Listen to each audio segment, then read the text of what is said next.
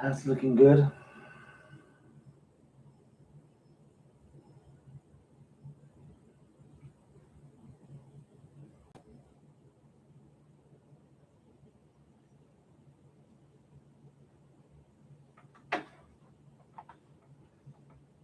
There should be a link right now for you to share on the book face. Oh, yeah? Yep. En la face. Así como le gusta. Ay, papá. En la face. It's about that time. Share, copy link, copy, Facebook, paste. We are live. P-R-E-V-I-E-W-I-N-G A-E-dub D-O-U-B-L-E-O-R nothing.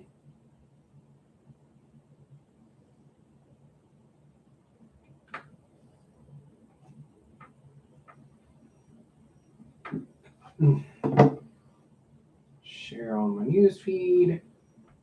Posting. It should have posted. Mm-hmm. It did post. Okay, cool. Share on my personal feed. Mr. Virial.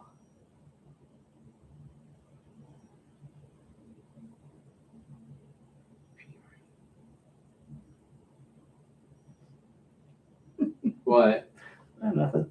What? You've done this 400 times.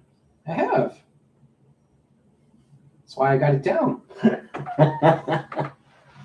What's your problem? So misery loves company. Yeah. I didn't want to drink alone. Okay. Oh, I'm not gonna drink. Yes, you are. So that when you do the intro, you can join in like we always do. Mountain water? The fuck is this? Because you're straight edge. So it's like actual water. It's just a can of water? Yeah. Just for you. Is it like it's not sparkling. Carbonated? It's some not bullshit? carbonated. It's not just sparkling. It's just regular water. It doesn't have caffeinated. Nothing. No? No. It's just, flavoring? No. Just water. Yeah, just water. Just for you. All right. Well, thank you. Thank you. Who am I to rebuff a gift from a friend? Is this 400? Oh my god. It shows, bro. This is right around here.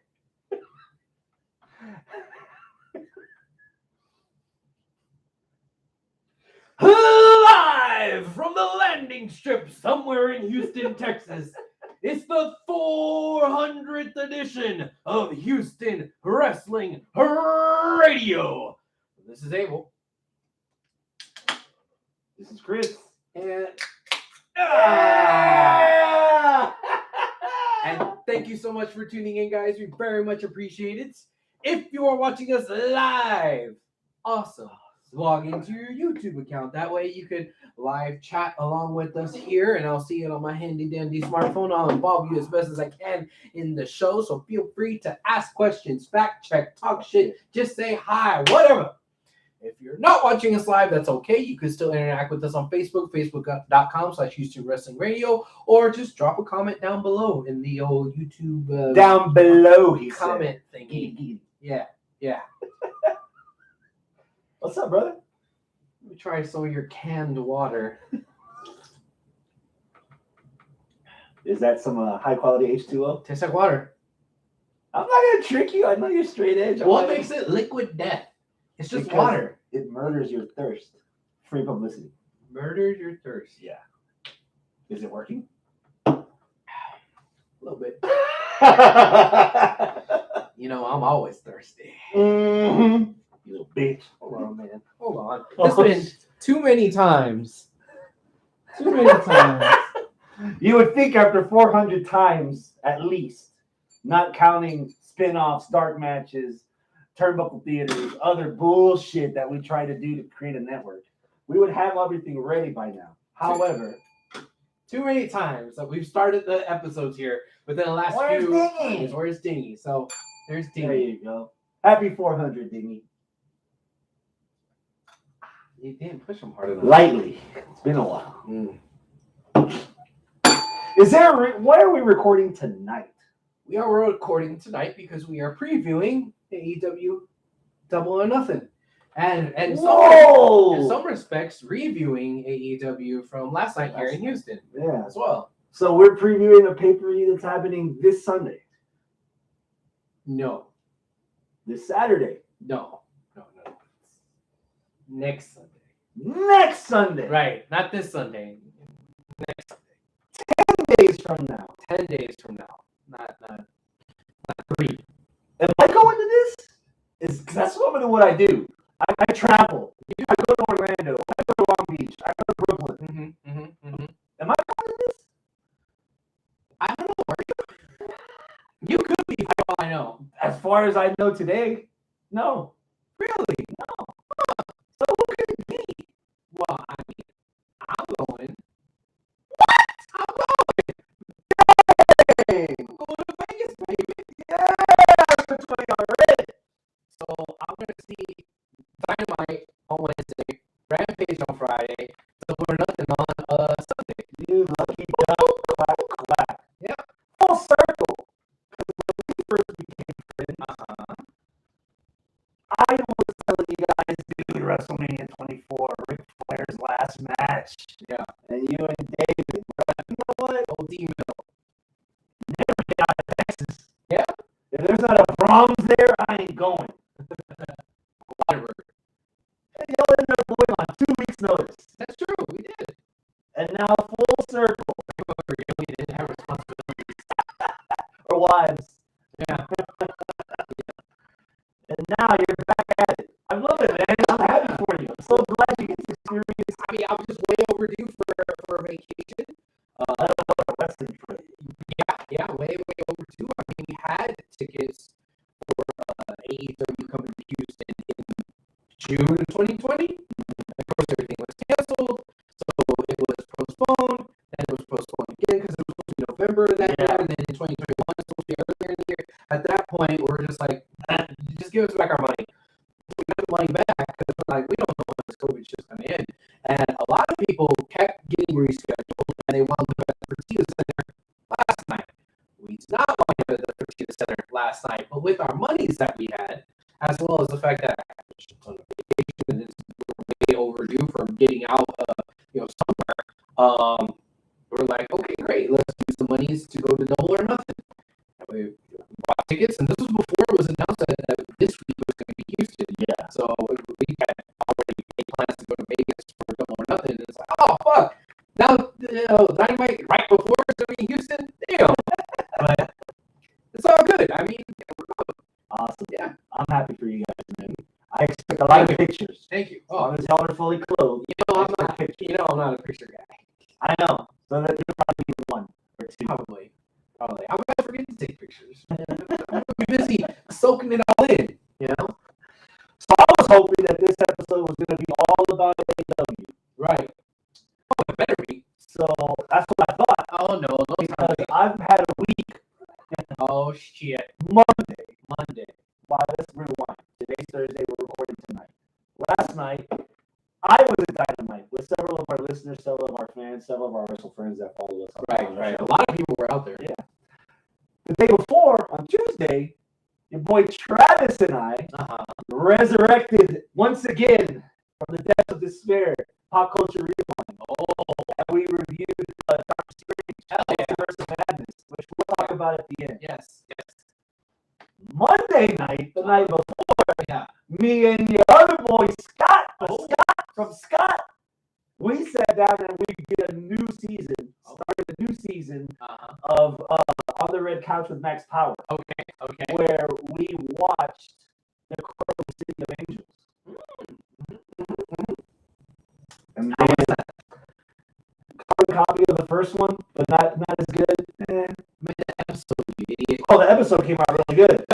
We also talked about a road trip to St. Louis and Springfield, oddly enough, to watch them.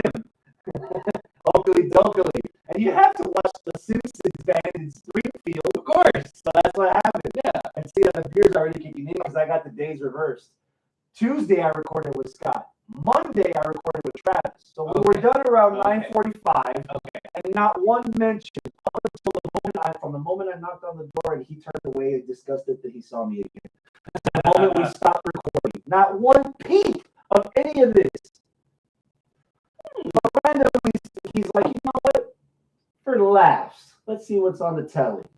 And the main event of Monday Night Raw was Asuka versus Becky Lynch. Number one contender. The winner would wrestle Bianca Belair at Hell in a Cell. Okay. And the match was alright, even though the last thought in the back of my mind is they're giving this shit away for free on Raw. Really? Yeah, I guess so. Asuka won. She's the one contender. I'm looking forward to the match.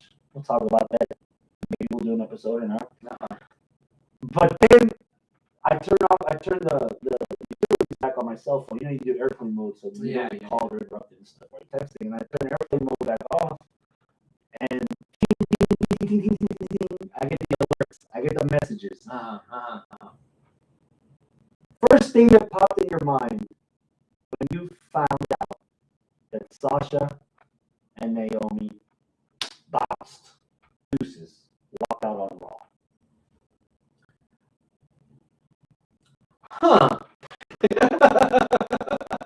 That was my first thought. I didn't really know what to make of it, to be honest. There was my second thought, because my first thought was, then I moved on, right? Because I have to rewind a little bit more. Remember how after WrestleMania, I kind of was like, okay, I'm going to, in earnest, try to make an effort to start watching Raw and WWE and all that. How long did that last? And I did. It lasted about 2 weeks, maybe 3. You didn't even make it to Backlash. No, I didn't make it to Backlash. And it's not on purpose. It wasn't like the last time where I was like, man, flip table, fuck this shit, I'm not watching WWE anymore. It was all right. I'm gonna watch. I'm a little interested. I like the stuff with Cody. I want to see what he's doing. I got a couple of good promos. Cool. And then a Monday came and went, and a Friday came and went, and I just forgot about Raw. I guess there was other stuff to do, other things to watch, other, things to keep me occupied, things to cook, like, I forgot. So I wasn't able to reestablish the habit, so to speak, So this time I'm disconnected, but not out of haste, okay, but more out of like, I'm out. I don't need to get back in, and if I want to watch it, I'll watch it. If I don't, if there's something I want, I'll watch fucking Domino Masters. Why not? So yeah. So that's where I am. So I'm sorry. Fast forward back to my first thought was. My second thought was implanted in my brain by Arnold, where Arnold said, "Is this will work?" And then I gave it a second glance, and I was like, "Oh, this might be a work." And I moved on. So this is not a work, right? Apparently Is not. it? Okay. You brought it up, so I'm guessing you are more invested. So what was your first thought, sir? That's not to say that the scales are tipping dramatically one way or the other. If you're like, man, This water is kind of spicy. It's not round, it's not sharp, it's just spicy. You know how different water has different flavors? It's liquid death. It has a little bit of a pica to it, but I don't know where. Why. I like it. It's refreshing. we'll go with it. But it's a little. If you get sick, it's on the trip. It's no one's fault but yours. The scales of caring. If yours weighs just a little bit, mine's just that much more. Because the first one, I think the first thought that popped into my head was, I'm kind of disappointed that right now, for the last couple of months, the interesting stuff happening in WWE is not happening on the television. Okay. It's Jeff Hardy walking out in the middle of a match. It's Tony Storm after SmackDown going, fuck it, I'm flying back to Australia. It's fucking the ropes breaking between McIntyre and Bobby Lashley in a house show. Yeah. And now it's this. It's like, man. It sucks. Then hearing more about the situation, do you know any of the details whatsoever? So I know that they were supposed to be a part of a main event, which at the time when the news broke, I'm like, oh, they were going to be in the main event?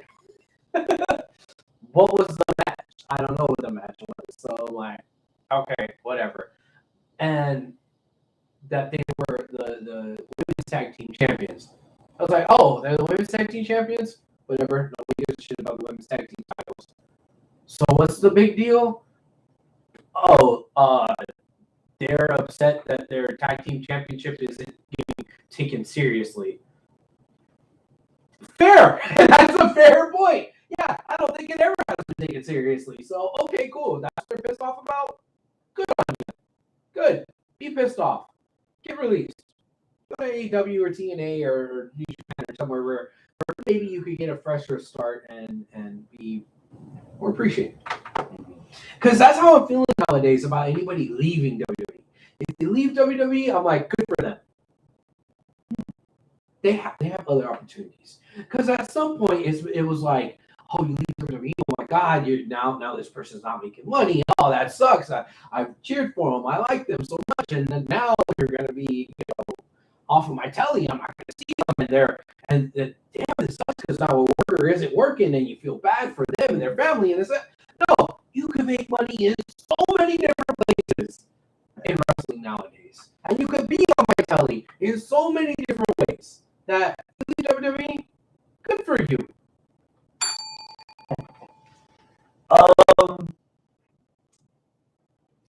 Kind of funny how she had that Broken Skull session with Stone Cold Steve Austin with Sasha. But she did. And yeah, months ago. You would think she would have learned a lesson or asked Steve for advice on what she feels about booking or however, because Steve has made it very clear that his biggest mistake in his career is walking out. Okay. Then stuff starts leaking from the perspective of the camp of the tag team champions. Okay. Where they go to the building, they're told creative, they don't like creative. The six pack challenge winner's number one contender. Naomi was supposed to win. Okay. She was supposed to pin Sasha. Okay. Her tag team partner. Actually, that could be kind of interesting. Very. Tag team champs pin each other, one because of number one contender. That could be some tension. But that might be interesting. They were promised before WrestleMania, we're going to put you guys together as a tag team, and we're going to put you in some high-profile matches in the summer. And so, As a tag team? As a tag team. Okay. And the idea came to fruition that Naomi was going to put over Belair, and Sasha was going to put over Ronda Rousey. As a tag team. As tag team. As tag team champions, but they were still going to be number one contenders. Well, then why even be tag team champions if all you're doing is putting over the singles? Is that what their contention was? Among others. Okay. And then they tried. They talked to Vince. Apparently, the conversation went well. And then producers got upset that Vince made them change it. Maybe they didn't change it. Okay. And so when it was brought up that things weren't changed, the producers told them fix that. And they were getting fed up. And they went to Vince and said, you know what? And so they left. They laid the tag team up on the table. They had their suitcases in hand, and they left. Yeah. Okay. So they were more upset with the producers than they were with Vince. At the end of the day, the ultimate booker is Vince. Okay. So it's either the possibility of he told the writers got upset, or Vince either forgot or just chose to say, fuck it, I'm going to just do what I want because I'm fucking man. Okay. And so at the end of the day, they both walked out. I'm not sure about who to believe on the timeline because apparently Raw opened up with the graphic of the 6 women. And the other tidbit was that WWE released a statement, I think right before Raw ended, that their complaint was they were working with people that were unsafe, even though they've been working with everyone before. Right. You know? Mm-hmm. Mm-hmm. And then Corey on commentary during the main event said something about they walked out. Huh. I'm not sure if Vince fed them that line or Corey fed him that line or he said it on his own. But it kind of felt like WWE was kind of controlling the narrative.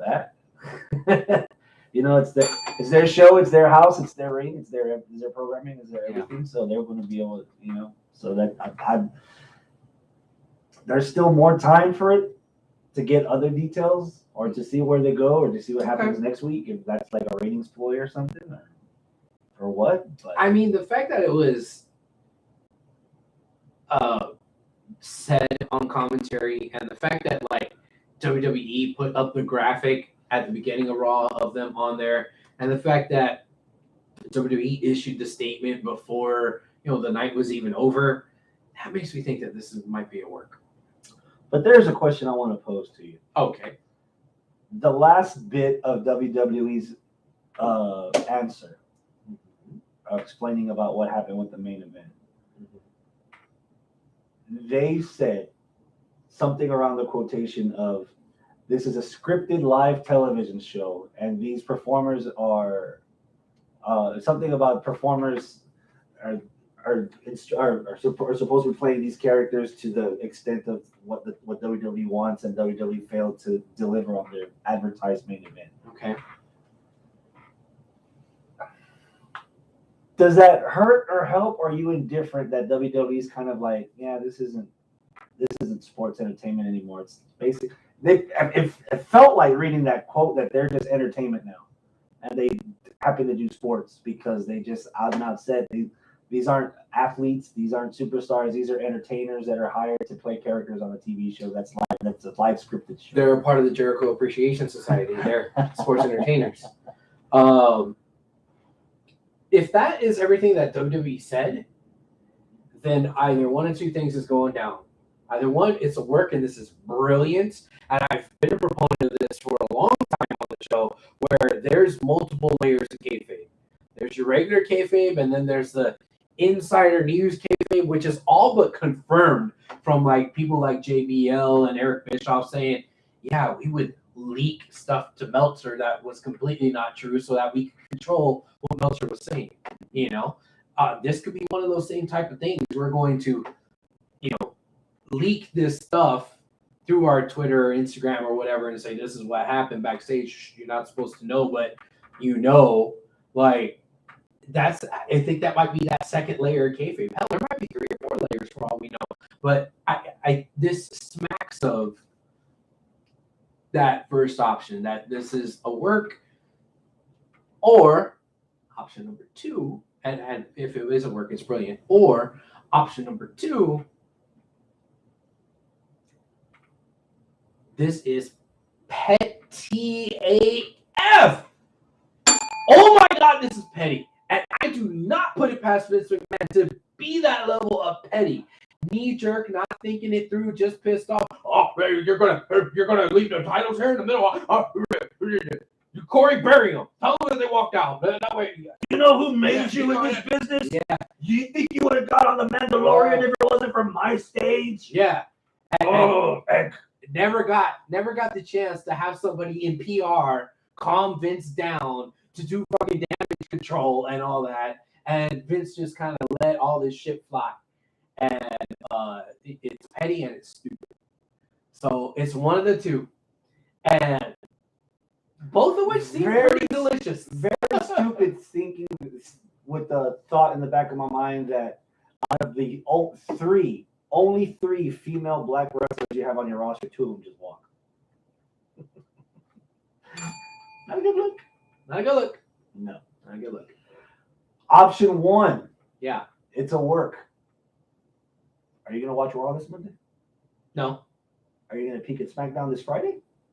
Hell no. I'm going to be at Rampage. No, tomorrow. tomorrow. That's right. Oh, tomorrow. Tomorrow. No. Maybe. I don't know. It depends what's going on. I get home from work and then we got to pack this weekend. And Yeah, maybe. We got to get all our ducks in the row. You know, I might not. I don't know. Okay. That's probably all we're going to talk about WWE. Oh, thank God. Did you watch all of Dynamite last night? Yes, sir. First word after it was over. That was good. I'm excited. I'm glad that more pieces of the puzzle are coming together, that more of the card is coming together for Double or Nothing. I was a little disappointed that Serena Deeb is gonna challenge her. Oh, okay. That's been happening, fool. I know, but still, it's like, okay. Okay, What if not changed? Serena. Listen, what changed last night was Serena's promo with Dustin. And I thought that was good, and that brought me around. Okay, I really wanted to see Serena Deeb, challenge for the title. I want to see this match again. I really, really like the stuff with Punk. I'm not sure what's going on with Hangman. Is he going tweener? Is he going full heel turn? Is this going to be like a title change that we'll get to see? Is this where we're actually going to see Punk get that title? And is it because Tony is like, all right, you had your chance, Hangman. You didn't get over, or as over as he thought he would. CM Punk's definitely going to get over, because it felt a little hot shotty 3 or 4 weeks ago. Like, when all of a sudden Punk's like, okay, I'm a challenge for the title. Yeah. All right. Yeah, I mean, I guess so. What's his record? All right, it's good enough. Yeah. He's fought MJF. Yeah, okay, Yeah, okay, I get it. All right, cool. But I wasn't like expecting it. There was no seeds planted. This wasn't a 3-year build. This was a 2-month build. Okay. So is this like Tony on the fly saying, you know what, it's not working with Hangman. Let's have a high profile match. Let's put it on somebody that it will work with. Punk versus Hangman. Oh shit. The story has been a little slow, but last night I got excited. I kind of like what's going on. I like the tweener-ish, especially in Houston, Texas. Cowboy shit was kind of like, maybe cowboy shit. CM Punk. Yeah. So that's interesting. I'll pick something from Monday to dissect. From last night to dissect. Shit, I just did. You son of a bitch. Fine, we'll start from the beginning. Okay. Samoa Joe's in the ring. Yes. First Joker. Johnny comes out on the screen. Yeah. I was spoiled by AEW saying it was Johnny Gargano. You see that? AEW on TNT posted something. Yeah, on they Facebook. tweeted like, "Oh, Johnny Wrestling is here." Like, "Oh shit, Gargano!" But then when I watched it, it was John Morrison. And I'm like, "Oh, Johnny Elite. Johnny Elite." Yeah, I was like, "Oh, okay, all right." That was cool. It was cool that I was swerved, even though it may have been inadvertently a spoil swerve. But okay, Johnny Mundo, cool. We're saving Johnny Gargano. Nitro. Johnny Nitro. Johnny Johnny Elite. Impact. Yeah. Johnny Estrella. Johnny come lately. I don't know. Ask Taya. Hi. Johnny on the spot. Mhm. Hey. G-Spot. Hey. I can't say that I'm disappointed that it's not Gargano. But I'm kind of glad that there's a little bit of restraint being shown, because the biggest criticism that has built this rift between WWE and AEW fans has been this is the place where WWE rejects go. And AEW's roster is too bloated. And Johnny Mundo, Nitro, Johnny Impact, Johnny Elite, whatever you want to call him, has been all over the place. So I don't see him as just a former WWE reject. Thank you. So it's like, okay, cool, he's there. And I don't need him to be a main event guy. If he's going in there and doing the job for Samoa Joe, if he's going in there and having a feud with fucking, I don't know, Jay Lethal. or a feud with fucking one of the dark member people, like 10 or Hungy. Okay, cool. He could be solid upper mid card to sometimes main eventer if he needed. Or Gatekeeper. Yeah, Gatekeeper's in the main event. I like But that. he looks like more of a credible threat, and I hate being that guy. But Johnny Gargano, I mean, I don't think he's proven as being a guy that could be in the main event level. Oh, I think you're 100% wrong, man. Okay, NXT, Johnny Gargano, champion. Where else? Well, it was just there because that's where he really cut his teeth. So- Before he got there, it was almost a nobody. But I get it. ECW champion for WWE, regardless of that situation. Yeah. Champion. Impact. Yeah, champion. Lucha Underground. AAA champion. AAA. Oh, in AAA, he was a champion too. Yeah. No, he definitely is. And these aren't like stints. Like he was the guy. and he's had runs. Yeah. And he's Yeah. I don't see that. Like if that match would have happened last night with Gargano against Samoa Joe, I would have been like, Samoa Joe's gonna eat this motherfucker for breakfast. A little bit with Johnny Mundo or Johnny whatever. I would just call it Johnny whatever. Johnny whatever. He looks at least as a threat. That's weird because I see that as the opposite direction. Like, I get it that you just named off all those accolades, which is totally 100% valid. But I think the overall stock price, if you will, of Gargano is higher than whatever, right? So if it was Gargano, I think more people would have thought, oh, Joe has a chance at losing this. When Mundo, whatever, came out, I was like, oh, cool, Joe's going to advance. No, I didn't think that at No? all. Okay. Well, this is actually good. This is good that we disagree on this because that means that there's enough difference of opinion even amongst, people that usually have a consensus to keep it interesting. It was still a great match. I thought it was good. The 450. Oh, he whipped that. Oh yeah. It was But they fun. called it on commentary. Yeah, I'm glad that they pointed that out. Did you go back and rewatch? I know you I saw some clips on YouTube. Okay. So yeah, there was Okay. some stuff I wanted to see. Oh yeah, he whipped that on commentary, or he whipped it in the ring, and they covered him on commentary. Yeah. Female Joker. Thumbs up or thumbs down on Maki Ito. There was definitely not a wow factor. When her music hit, I had no idea who the fuck she was. When her name popped up, I was like, who? And then when she came out, I was like, okay. And I didn't remember that she had a full-fledged gimmick about being a hard head and all that. Like, I remember Like her. a former karaoke winner. Yeah. Like the fourth lead singer of Baby Metal. That's the only part that I remember of her gimmick, that she would come out and sing and then get her ass whooped. And that's it. Like the whole, she has a abnormally hard head and that's why she hits the turnbuckle and that's why she does a diving headbutt. Like, I didn't remember any of that. Was that even present when she was here before? I don't even know. But it In passing. was it? Yeah. Like, And I don't know. to your credit, those COVID episodes are all a blur. Maybe. Because this was during COVID. Okay. She was around for a minute. I still watch those episodes. I'll give credit where credit's due. I myself was not the biggest fan of it being Maki. However, I was a fan that it wasn't Taya because of Johnny. Yes. And if I didn't like her when she first came out, if I didn't pop at the gimmick of her singing all awfully, Yeah. I don't mind admitting if I was in the minority, because that crowd after about 3 or 4 minutes were cheering for her like bananas. And the crowd won me over. That's where my initial feelings of kind of washed away too, because it seemed as though AEW tried to make it a big deal. Like, I'm not sure if I got gaslight lit.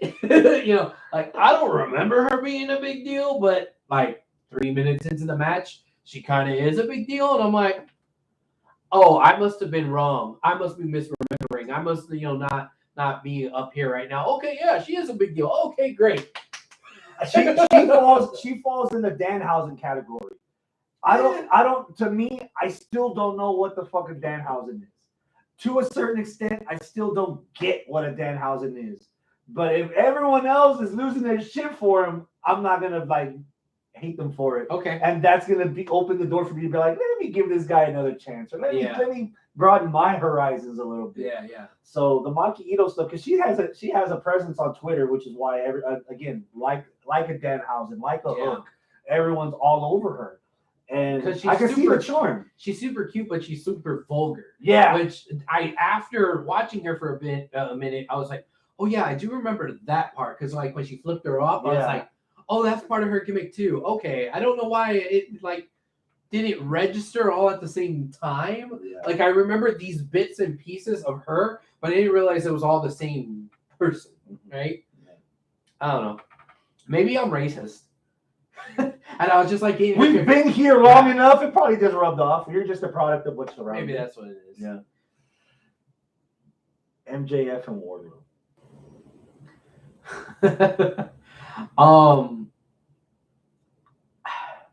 I want to hate this booking. I want to hate it because it is Sports entertainment. It's carbon copy the exact same shit that was with Jericho. What was it? The phases of Jericho, the trials of Jericho, The labors. the labors of Jericho. It's the exact same thing. But condensed. Oh, Because the paper is next week. yeah. So there's not like 5 matches. There's just gonna be like 2, but still you gotta. And he doesn't have the record like Jericho to pull from his history. True. Like, But still, it's the same fucking thing. And I want to be mad about it, but it's just done so well, and nobody else is giving a shit enough to where, man, I can't help but like it.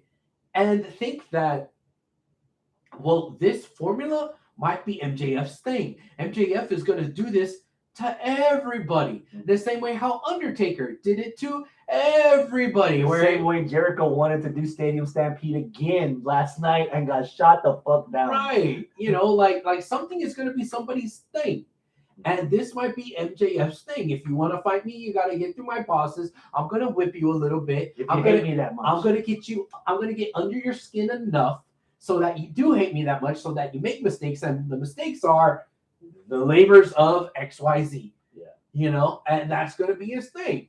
And I'm like, okay, cool. You established that enough. You can play with it later on down the line, where you could turn it on its head, or like somebody gets the better of him in the labors of so and so. So okay, cool. So when he was getting whipped, Wardlow, and was completely no selling, I was like, oh, here's the twist. Oh shit. But then it didn't. So the twist got twisted back. And I got like kind of double swerved because they're playing with my expectations. That's what they're doing. They're playing with my goddamn expectations. And I like that about AEW. I'm starting from the beginning. Okay, please. From here on out, Wardlow's intro should be what it was last night. That garage door sliding up, and you just see Wardlow surrounded by security, and he's just strutting to the ring with a purpose. No fucks given. Yeah. It's just like he's like, in 2 weeks I'm getting mine, so I can take whatever you're gonna give me. Yeah. And that's straight, dude. That's the pitch. Okay. Would I have done one thing different? One thing. What's that? Number 9. I would have had MJF break out in American Nightmare weightlifting belt. Tie that around. This little $5 belt from fucking Dollar Tree isn't working. Let me try this belt. Yeah. And he really get the reaction because didn't he mention in the promo, or someone in that promo mentioned of running off? Jericho did. Oh, Jericho did it. Yeah. Yeah. Okay. About running everything off. Or whatever. Yeah. That would have been bad. That would have been great. That would have been great. But man, I don't want to be the guy that like Mitch Hedberg. Oh, I don't like apples. Eventually, they're going to become a core. But the rubber's going to hit the road at some point, because Wardlow, even now with what he's doing, he is not the flippy dippy indie wrestler that AEW fans have been prone to get attracted to. Yeah. This is more of a sport, and I don't mean this negative way, but it's different. This is not the indie build. This is a sports entertainment build. This is how people in WWE in the 80s and early 90s got over, which we liked a lot. Yeah. But at some point, it's going to be: do I want Kenny Omega to win the belt, or do I want Wardlow to win the belt? Wardlow's push is mostly based on storyline, not on the atypical athletic performance that 85% of the males in the AEW roster deliver. Right. You know, and at some point, we're going to find out if these AEW fans like us can get behind a Wardlow run, or will we drop off like this current Hangman run with CM Punk? Yeah. I think Hangman's, again, if you try to look at this at like stocks, Hangman's was on an upward trajectory, but the slope of it was very what's the word? Where it's not a high angle, it's a low angle. It's going up, but it's a slow up. It's tepid. It's a tepid upward trajectory. Okay? It's a bearish rise. Yeah. It's not bullish. Bullish is it's going full up, full straight up. I think right now with Wardlow, he was here and it's going high, fast, almost vertical. Vertical. Yeah, his stock is rising. Whereas, but if Hangman stays flat, and Wardlow drops as fast as he went down, even if the smoking mirrors is gone, and he's not that guy. And I think that it's to the point where Hangman's is even plateaued. I agree. He's not losing popularity, but he's not. If it was a buy, sell, or hold, right now it's hold on Hangman. You know, just let's see what happens. Transitioning to Hangman and Punk. Yes. What do you think would be the better outcome for AEW, the weekly television show that has 4 pay-per-views a year? Do you have CM Punk beat him at Double or Nothing, or do you have Hangman lose the belt to anyone else with build on AEW television? I think if he loses the belt to Punk at Double or Nothing, the following week they're going to have a ratings bump. And you might get that thing that WWE always likes to try to get at their big pay-per-views and stuff, which is ESPN and the outside media outlets. So, a Variety, Rolling Stone, all these fucking, other entities that aren't like fucking Meltzer, talking. Entertainment Tonight, all that shit, Now, I don't know if it's going to be all of those, but like CM Punk wins the title, that might grab a little bit of outside eyeballs as far as media goes. And then like if you get even 1 or 2 of those, that's still better than what you're getting now. Right now, you're not getting any mainstream media outlets looking anywhere near AEW. That's holding. Yeah, Dynamite in general. That is definitely holding. And if you look at the ratings, which I'm not a ratings I'm going to be team AEW because of the ratings. I'm a wrestling fan. I know I'm a wrestling fan. I know AEW is catering to me and not to all the filthy casuals. I get it. The filthy casuals is what makes your ratings go up, and that's what WWE is focusing on. And I know it makes some oodles of money. I get it. But I'm a wrestling fan. So when I see that their ratings have dipped in the last 6 weeks, okay, big whoop-de-doo, you're not having 1 million viewers, you're having 800,000 viewers. That's still a lot, and I'm still happy with it. As long as they're making their money, they can reinvest it for production value and have a good show and good wrestlers. I'm happy as a clam in shit. Messed up that metaphor. I see what I should try to make you next time you come over. Oh my. This one's going to have nuts in it. Oh, damn. I forgot my point. My point was I don't care about the ratings, but if you did care about the ratings, CM Punk is the closest chance you get to mainstream media attention. CM Punk will win it. He's not going on every fucking show. He's not going on USA Today and Good Morning America and blah, blah, blah, and Jimmy Kimmel and all that shit. He's not going on all of them. But if he gets on one, if he's on Colbert, right, that's one more than what you had before. So, and you're not doing that with Hangman. I'm sorry. I think he's had a good run. If he wins, they fucking fooled me. because that's the If other Hangman wins? the other thing that I saw on commentary was some of the match between Hangman and Takeshita. That was a good ass match. I'd say match of the week candidate. Fair. And a lot of that has to do in hindsight, listening to some of CM Punk on commentary. Yes. When Hangman had Takeshita up for the GTS and Punk goes, I got him exactly where I want him. Yeah. That is storytelling 101. Brilliant. Yes. That was so brilliant because it was a counter to a counter psychologically. Yeah. Oh, I loved that. Loved it. We talk. I blush about Hangman a lot on this show. So this week I'm gonna do something a little bit out of the ordinary. I'm gonna blush about somebody else. Oh, please give it to me. This is the second time I've seen Takeshita wrestle. He had a damn good match with Jay Lethal on Rampage, and then this match, he's doing like cruiserweight stuff for like a guy almost like Ibushi's frame. But he is not Ibushi's No, frame. he's not Ibushi's frame. Yeah. I mean, he's not like big Keith Lee, but he's the Japanese wrestler big. The best thing about him Muscular. after 2 matches is he has this aura about him that says, I fucking matter. Yeah. Whatever that is translated in Japanese, I'll spit it out the next time we record. Or we'll call the episode that. But he looks like yen. He looks like money. 2 matches in, I want more of him. Yeah. Yeah. And same. if this is like a, I know he's from DDT, but if this is like a teaser to, like if we get some stuff building up to Forbidden Door, which we'll also break down later on, where we get like Shooter Umino, or we get some of the young lions from the dojo building up on Dynamite or on Rampage on television to give them some time against seasoned talent like Hangman, like fucking Danielson, like Moxley, on television, that would do a lot of good. Because so far, I am digging this. Yeah. Cross promotion, or I forget what it was called back in the day, where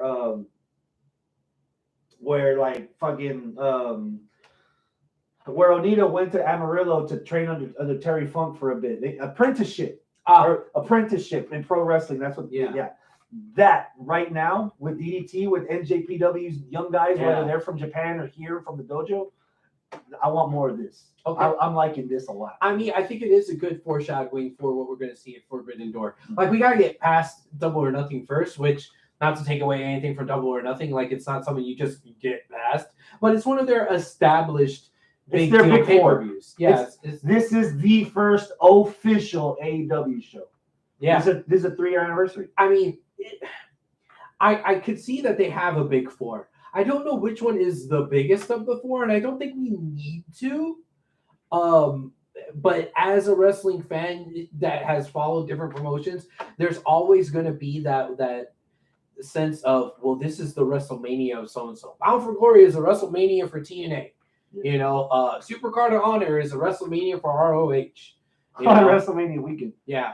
You know, like, oh, well, what's the WrestleMania for AEW? I don't know if it's All In, All Out, Double or Nothing. I don't know. But I think it's one of those 3. Now, you said Big 4. All In has only been one time, and that wasn't with the AEW umbrella. That was the beta test.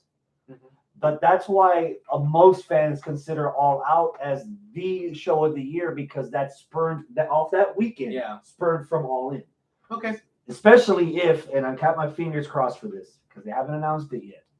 If AEW wants to really see how far they can go, I've said this several times, and I was at All In. Mm-hmm. The first weekend of September in Chicago, the weather is beautiful. All Out at Soldier Field in Chicago, where the Bears play. Yeah, they could sell $50,000. Yeah, that if All In was the test to see on a whim if they can prove one person wrong, which was Dave Meltzer. Right, they shut his ass up. Yeah. If they can do this, they're literally walking up to Vince McMahon and going, because WWE had 2 nights of WrestleMania, right, in a dome. They had the Royal Rumble in a dome. They're having Money in the Bank in Vegas in July in a dome. They're having in June, and then they're having SummerSlam in Nashville, another dome. Mm-hmm. And then in September, they're having a show overseas in Wales, again in a dome. Right. WWE is starting to set the benchmark of how high is higher. Yeah. And so if AEW can at least almost like punching Thanos just to get a cut of blood, Yeah. that's still a big deal because it's fucking Thanos and he's got the gauntlet. Yeah. So if you can sell out Soldier Field in Chicago $50,000 for AEW with guys like CM Punk and Bryan Danielson and Hangman and Kenny Omega, you're doing something. Yeah. You're still possibly, guys like Wardlow and Guevara and Darby Allin, Jungle Boy, like MJF. Like MJF, you start building these people, they're going to be on you the have level. You have the guys like Punk and Danielson and Sting and John Moxley for the hardcores to have. But then you also have the younger crowd for the next generation, especially seeing the kids out there half painted like Darby or someone with the jean jacket in the pants like orange, Cassidy, So, fuck. There's so much that happened on fucking last night. O'Reilly and Phoenix. Yeah. Go for it. I thought it was very good. Match. O'Reilly wanted to start out sitting down and then inviting him in. I enjoyed the clash of styles and how quick and fast paced it was, but it didn't feel like it was overly flippy dippy, which is something that can happen when you have Death Triangle and the Lucha Bros. It can be overly flippy dippy, but I like flippy dippy, but that's not what this match was. Because O'Reilly was literally trying to ground him, which was interesting. Smart technique. Smart. I don't think it was match of the night. No. I think that you guys were a little gassed. A little bit. There were two moments in the show last night where we were either gassed or unfulfilled. Okay. We were pretty tired during O'Reilly and Phoenix, which was a great match. But there were some down spots in between. There was a lot of people online talking shit about us for whatting William Regal during his promo. Yeah, come on. The only defense I can give it, Jericho torched Regal on commentary because Jericho's delivery is a lot louder, is a lot brasher. So when William Regal just did his typical William Regal British accent, low monotone, trying to slide in punchlines and innuendo, he got knocked out. If this was 8 Mile, he was fucking. His real name is Clarence. He got killed by Chris Jericho. And at some point, when that segment's going too long, that when the lights are out, you're getting rushed out by production because the next match is about to happen. It fell flat. Some of that fell flat. Okay. Yeah. But for the most part, when I was going through the clips that were available so far on YouTube, I was proud. We were loud as fuck. Y'all were. Fertitta's a very small spot. There's not a bad seat in that. Fertitta Center is fucking beautiful, man. And new looking. Yeah. It is. It's like a newer, smaller Toyota Center. Yeah. I love it so much. I've only been twice. Four? Once for a Cougars game. That's on my list. I need to go to Cougars. I don't remember maybe it's only once. Maybe I only went for the Cougars. I swear there was a time that I went with you and Scott for something. No, what I'm confusing is when we went to see the Roughnecks. Me, you, and Scott. Oh, yeah. Yeah. I was confusing that for. Yeah. That was at TDECU. Right. Yeah, no. But no, the one time I saw a Cougars game. Okay. Yeah. Okay. This is my second time. Both Dynamites. Yeah. It's a nice spot. Not a bad place. Yeah. Adam Cole and Jeff Hardy. I also thought that one was good. By that time, I was gassed sitting at home. It was 8:50 before that match started, so they ran over. They did there were a run couple over. things that ran over. I mean, they had to say on commentary. I think it was Shivani, we're gonna stick with this match until it's over. Till it's over. Like, okay. Old WCW. Yeah, and it's like, well, you're about 2 minutes away from it being over, so yeah, you better. It was good. It was solid. I fucking called the Hardys getting eliminated, Jeff getting eliminated. That way we could set up Bucks versus Hardys. So I fully expect next week at either Rampage or Dynamite to that be solidified on the card for Double or Nothing. Bucks versus Hardys. I call the Jeff Hardy finish mostly the last week because after Hardy getting that whooping in that match by Darby Allin, that crazy ass match, he was beat to shit. So that would be a very protected loss. Oh yes, definitely. definitely. So it happened the way I thought it would happen. Yeah. But before Double or Nothing, we still have Dynamite and Rampage that you will also be at. Yes, I will. So let's run through some stuff. Before that, it's been a couple of weeks. Off the top of your head, anything that's match of the week worthy? We just said one. I forgot what. Hangman and Joe. Takeshita? Oh, Joe and Mundo? Was it? No, I think it was Hangman and Takeshita. Yeah, that was it. So yeah, that. I'm trying to think of what happened last week on AEW. The ladder match with Jeff and Darby. Oh, yes, because we didn't get a chance to talk about that here because we haven't recorded since then. Yeah, I thought that was a fucking crazy match for free TV for a tournament first round. Like, oh my god, that was insane, and I think that was Darby's love letter to the Hardys. Yeah. And he was like, "Look, I'm getting this opportunity to fight you. If I die tomorrow, I'm gonna die happy. I'm gonna die happy. I don't care that it's for nothing. Well, not for nothing. It's for a first for him, round. But it's for him. It's so much more. For him, like that was hit. That was the moment of John Moxley laying in the middle of the ring with Jake the Snake Roberts put the snake on there, and he can't help but just start cheesing what he's supposed to be laying there dead. He's like, "Oh my god, this is awesome." That's what was happening with Darby there. So Darby went all out. Jeff gave it all to him. Let the kid have his day.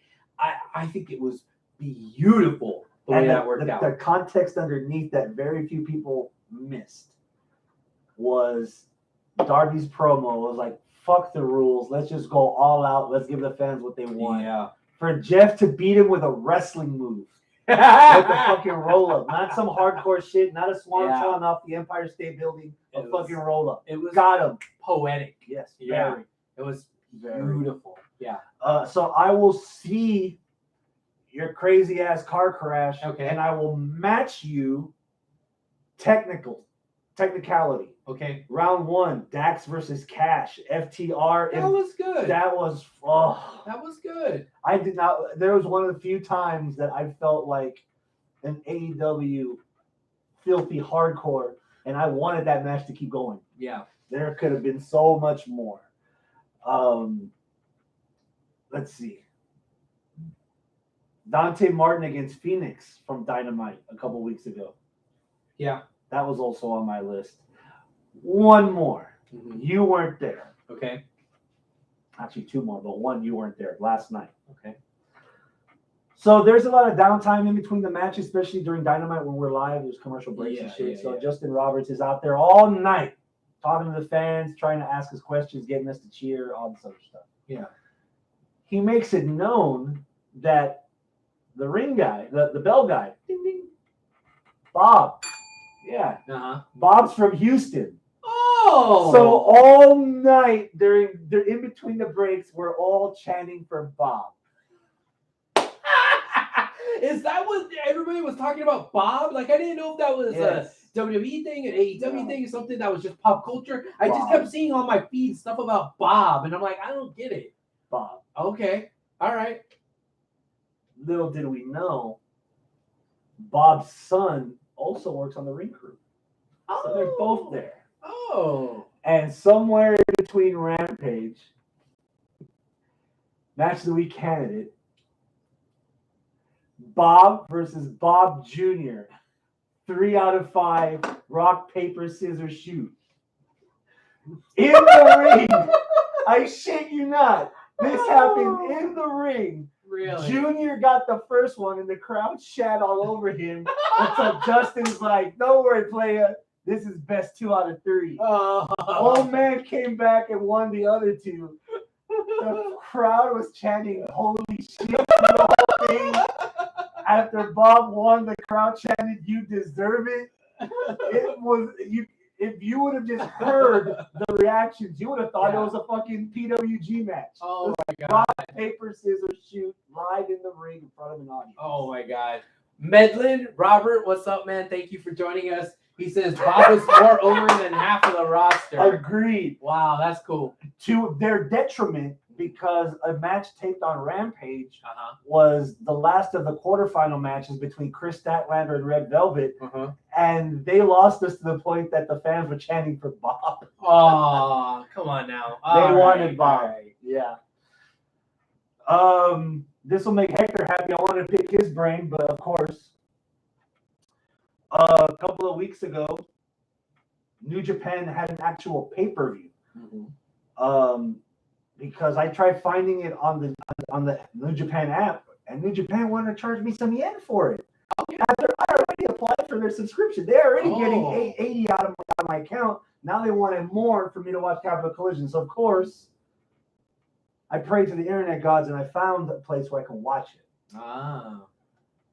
Tomohiro Ishii and Eddie Kingston tore the fucking house down. Really? Imagine Samoa Joe versus Kenta Kobashi. Okay. That's what that shit was. A lot of this. A lot of Kingston going, fuck my arm! Like really selling the fact that he's in a fucking war with Ishii. Okay. And Ishii pulled one out. Match of the week candidate.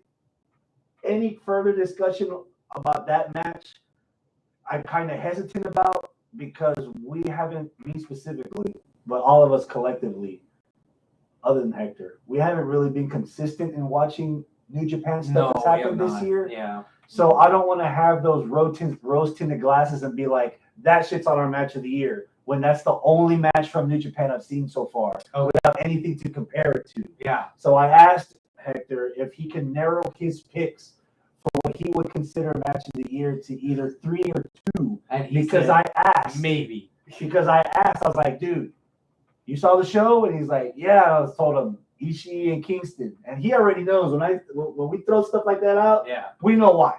Yeah. And he couldn't put his finger on it yet. Okay. So this is gonna be something that we'll have to come back to.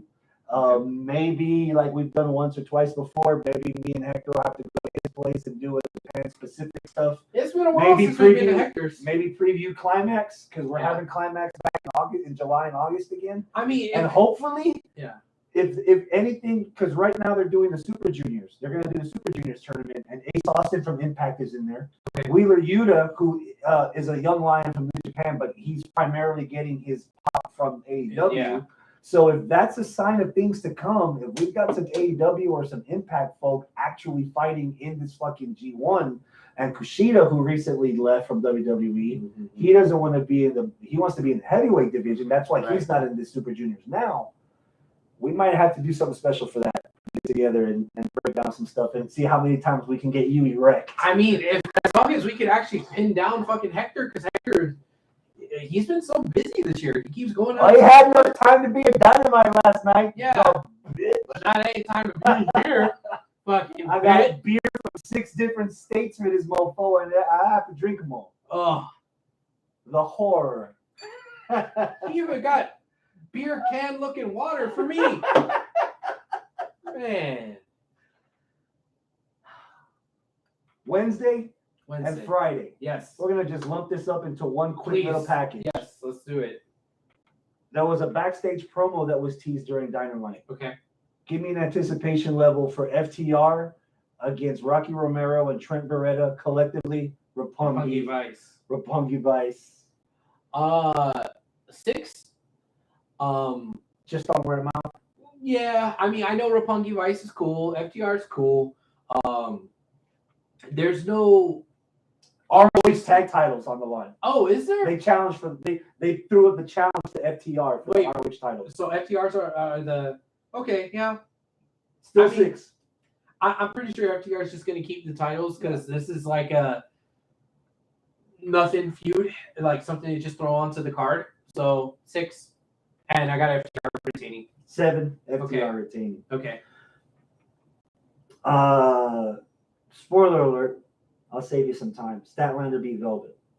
So spoiler alert. We've got Ruby Soho against Chris Statlander semifinals for the Owen Hart Foundation. Okay. Number 7. That's mostly for the tournament, but I'm pretty sure Soho's gonna win that one. Especially since Statlander was kind of like a last minute addition. So yeah, Ruby's winning that.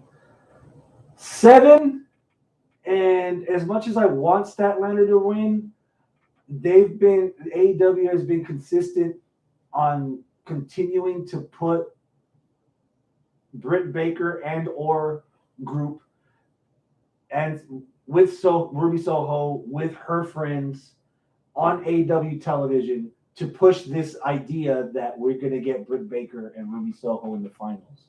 Okay. So I would be interested to see a Statlander win. Okay. But it wouldn't shock me if we do get a Soho win because of what I've been seeing on television. Okay. Which leads to the other half. Yes. I've got Britt Baker beating Toni Storm, but I'm at an 8 for that match because this is going to test Britt Baker's actual skill. Storm's a good wrestler. She's underrated because you didn't get a lot of that on the little glimpses in the main roster, but in NXT UK, she was dropping bombs in NXT UK. Yeah. I don't think she even showed half of that level when she showed up on NXT US for a couple cups of coffee. So I've got Britt Baker really testing her mettle against. I absolutely adore Britt Baker. DMD. And Toni Storm, I really, really like her too. I like both of those girls more than I like the girls on the other side of the aisle. Agreed. Which says a lot because I was really high on Statlander at one point. Do you like her new makeover? No. I wish she would go back to being a little bit quirky. Boop, alien chick. Like, I wish she would go back to that. Now that she's trying to be more serious without a heel turn, it doesn't make sense. Would it make more sense if she won the tournament? No. Okay. So I like this match a little bit more, and I don't really know who's gonna win. I know that you're saying that it's gonna be Britt, and it makes sense with Britt versus Ruby since I have Ruby on the other side because of all the teasing and stuff. But Tony likes to play with his new toys a lot, and Tony Khan. Mm-hmm. Tony Khan likes to play with his new toys, and one of his new toys is Toni Storm. So I could see Toni Storm just sliding in the cut and just winning because I don't think Britt Baker needs a title. She doesn't need a tournament win. She's Britt Baker. She's the most established woman on that AEW roster. Mm-hmm. And I agree with what you're saying that this is really going to test Britt Baker's wrestling chops. For as over as she is and as beloved as she is, she still has a little bit to prove in ring-wise. And Toni, she's a little bit higher on that ladder as far as in-ring work goes. So I think Toni could elevate her. I think it's going to be a good match. All that shit that I just said, Britt's winning. I kind of want it to be Toni. I hope it's Toni. I would be pleasantly surprised if it is. If Toni wins, Toni's winning the tournament. Huh. This is the West Coast of the NBA Finals over here. Okay, Statlander and whoever's Soho, winning from the West is mopping the floor with the East. Exactly. Got you. Yes. Got you. Yeah. So you're looking at Dallas like they might actually put up a front this year with Luka Doncic. Oh, but Dallas is definitely not getting past the Warriors. So yeah, it's gonna be the Warriors. Yes, you only got one Luka, Yeah. and Warriors have like 8 of the same people. Yeah. Still kind of bummed that Antetokounmpo didn't repeat, but you're only one guy. Yeah, well. Premonition. Yes. How would you feel about Toni Storm against Chris Statlander if that was the final? I would be very pleasantly surprised. I would say Tony's definitely winning. Tony's beating Statlander. I think Statlander has the least probability, since we're going to be in Vegas, the Vegas odds for Tony are not in her favor.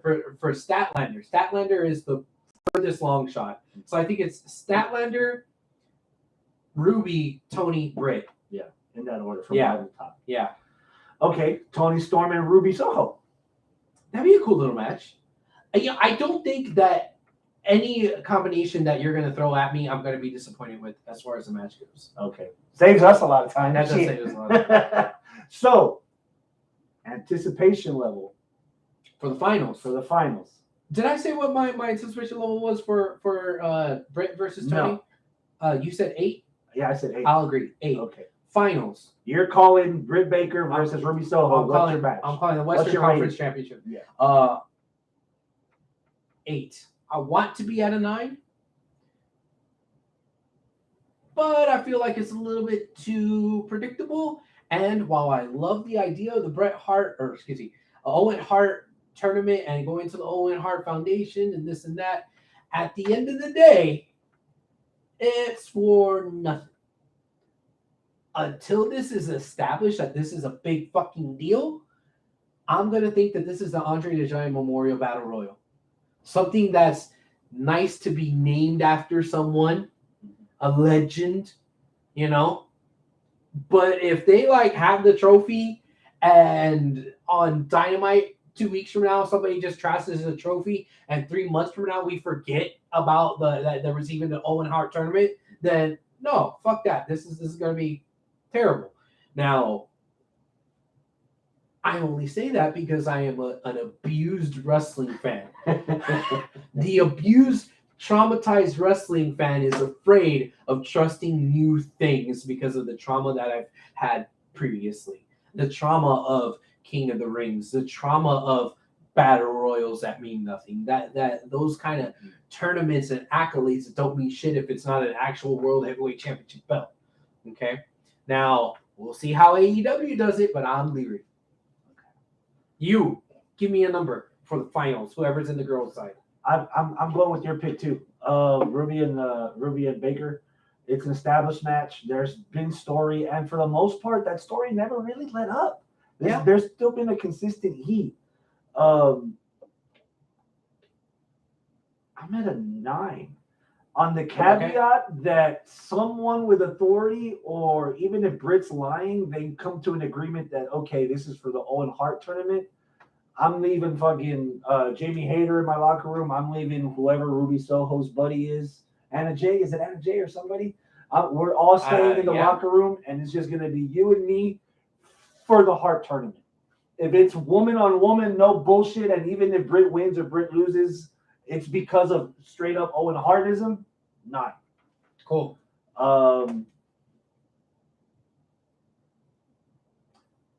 You mentioned it earlier. I don't even think Britt needs a win. I mean, if this is homecoming prom king and queen, I don't know how far. We'll talk about in a minute how far we think Adam Cole's going to go. Yeah. But Cole and Baker in the finals already would be nice. Something to hang your hat on. Yeah. Power couple of AEW maybe. But if Britt needs a title shot, snap her fingers. One promo in front of an audience hot enough for her, she can get any title shot she wants. Yeah. Even if a week from now, AEW is like, hey, congratulations on being the Owen Cup champion. You, Britt Baker, get to pick. You get a title shot. You pick who your opponent is. You want Thunder or do you want that bitch show? Mm-hmm. And then we go somewhere with it. I don't think she needs it though. I've got Soho winning. She's been floundering for the most part since her debut and her her initial run. Which they've tried to. I don't know if I'm getting ahead of myself here. I think they AEW is flexible and quick enough that they can hear the grumblings of the fans and then correct course, which is exactly what they did with Scorpio Sky. Yeah. Scorpio Sky hasn't wrestled in a year. Oh, look, it's just fucking this guy, he's stuck behind the mouthpiece and he's in a tag team that's going nowhere. And then won the TNT championship. Oh, well, why are you putting it on him? And then like none of his matches were on television. Yeah. His and he's actually getting kind of a push, and they're trying to steer that ship. Now he's not like to the fucking moon right now, right? But they're really trying to move that back into the right direction with them. I think that they listened to what the grumblings in the community is, and they're like, oh shit, they got a point. Yeah, let's. I think that might be what they're going to do with Ruby. Ruby's been floundering. A lot of people are like, oh, what the fuck happened to Ruby? Ruby released this shirt based off of that fucking inside joke about how she doesn't like Buc-ee's and this and that. Like, cool. Oh, yeah. Tony Khan. Oh, I forgot about fucking Ruby. Damn. I feel like a piece of shit now. You know what? Let's have her win the tournament. Yeah. That could totally happen. Kyle O'Reilly versus Samoa Joe, semifinal match for the men's side of the Owen Hart tournament. 9. What's keeping? I know who's winning. Who is it? Kylo. You sure about that? Guarantee. This match has happened once before on Ring of Honor pay-per-view. What I liked was very good. Mm-hmm. I'm ready to see it again. Mm-hmm. I'm at a 9. What's keeping you? Is that this isn't the finals. Okay. Okay. I also have a premonition of who I think is winning this. And who's that? After last night, Samoa Joe. Oh. Because if you're going off of your premonition, Yeah. that the Hardys are going to wrestle the Bucks Yeah. because of what they've been doing on television the last couple of weeks. Mm-hmm. What happened last night? Well, you had all of the elite boys out there. Who did O'Reilly take out with a steel chair to the ankle? You took out Sting. Okay. Who is not on the card yet so far Right, for right, AEW? right. Sting and Darby, Mm-hmm. which would lead me to believe Red Dragon against Sting and Darby Allin, double or nothing. No. And You break somebody's ankle like that, that's a long term. That's not a 1 week. Oh, so how long did it take for Eddie Kingston's burns to heal on his face? Oh, yeah, we didn't see him for at least 2 or 3. But and he it's still the hasn't icon. wrestled. It's the He still icon. hasn't wrestled. The icon. There's no soul in the chair shot. Yeah. You're full of But shit. now here's the other thing. Okay. All right, let's go by your Go thing. ahead. If you think O'Reilly's winning Are with you Joe, gonna put words in my mouth? You're son of a bitch? yeah, I'm about to because Oh. I know how you like things in your mouth. I Oh. fed you pizza. I know what your girls feed you. Oh. Depending on what moods Arnold's in, I see what he feeds you. Oh. So Oh, Dad. you really, in this current storyline that you're doing with the Undisputed Elite, do you want Kyle O'Reilly versus Adam Cole as your finals in the pay-per-view at Double or Nothing? 100%. No. The dissension is between Undisputed Era Yeah. and the Bucks, Yep. not Undisputed Nope. Era within. I feel you. I don't think that's going to I- happen. But I if feel you you. do, defend I feel yourself you. to the listeners in our audience. You forgot one side of the equation. What? Samoa Joe. He's got his own problems. Samoa Joe does have his own problems. His own problems have nothing to do with this tournament. His own problems have to do with that little pipsqueak and the other pipsqueak and the big tall motherfucker. Young Kali. Yeah, young Expected guy. on NBC next season. Exactly. Yes. He's got a problem with the ROH crew. The Dishonored No More or whatever the fuck they are. You know? He's got a problem with them. I bet you that there's going to be some sort of shenanigans. They're going to interfere. They're going to cost Joe that opportunity. That's how you're going to get Kylo moving on to the finals.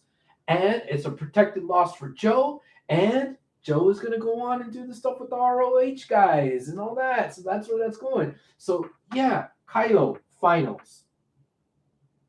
That's what's going to happen. I've got Joe in the finals. I got Kylo in the finals.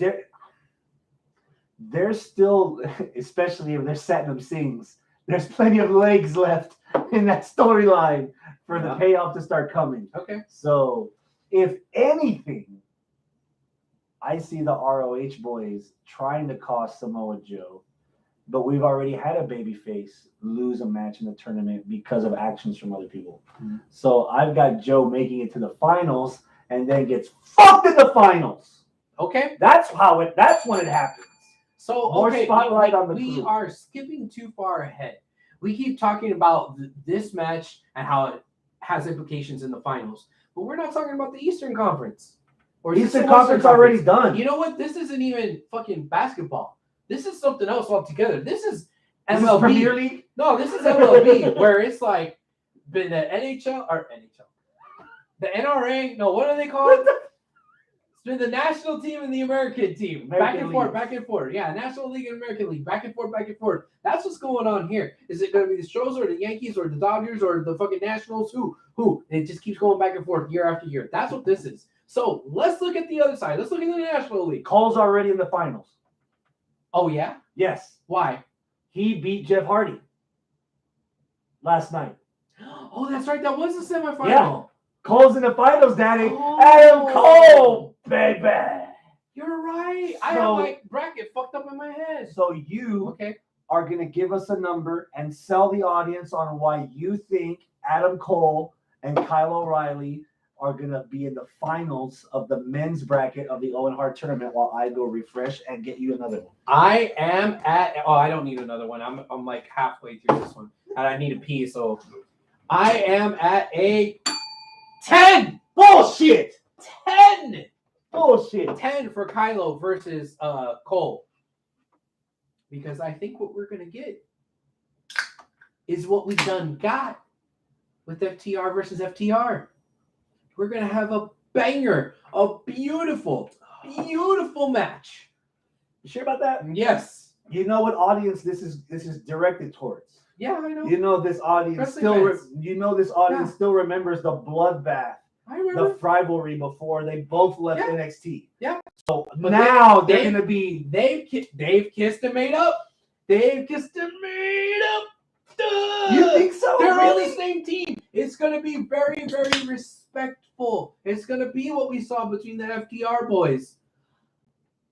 Until Oh, shit. you have the Bucks stirring the pot. The Bucks are gonna try to either in this match or later on down the line. Implode. Undisputed. No. Well, that's yes. They're gonna try to implode undisputed. Like, oh, let's say Kylo wins. Yeah, you might think you're the leader, Cole, but you didn't win. Remember that? Hey, you remember you lost to this guy? Oh, You remember? And I like that. they're gonna poke. They're gonna twist. It's not gonna be a big out of the blue. Oh, you know what? Fuck you. No, fuck you. And then at the tournament, at the end of the day, that's how the undisputed elite just falls apart. No.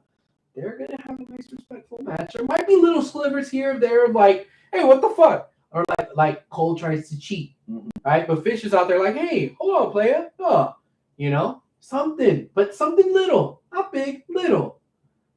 But then it grows to something bigger, and that is how the Bucks are going to try to drive a wedge. They're going to overcome, and then Undisputed Elite will part ways with the Bucks. Somehow Kenny Omega will get involved. He'll have to choose sides, very much like the same storyline that Kenny Omega had in New Japan, where he had to decide between the Bucks and Ibushi.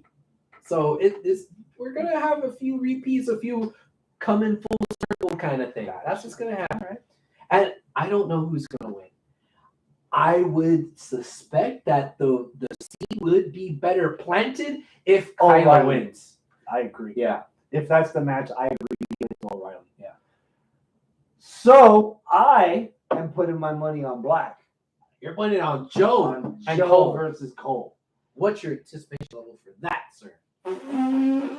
10. I don't Why? know if I've ever seen Cole and Joe one-on-one. I don't think that's ever happened in either Ring of Honor or NXT. It had to have happened in Ring of Honor at some point. No? I don't know. No, Joe was kind of already established and out of there by the He time. was already in TNA by the Yeah, time he all that happened. was. And it this didn't happen in is the NXT. match where Joe gets screwed Right. out.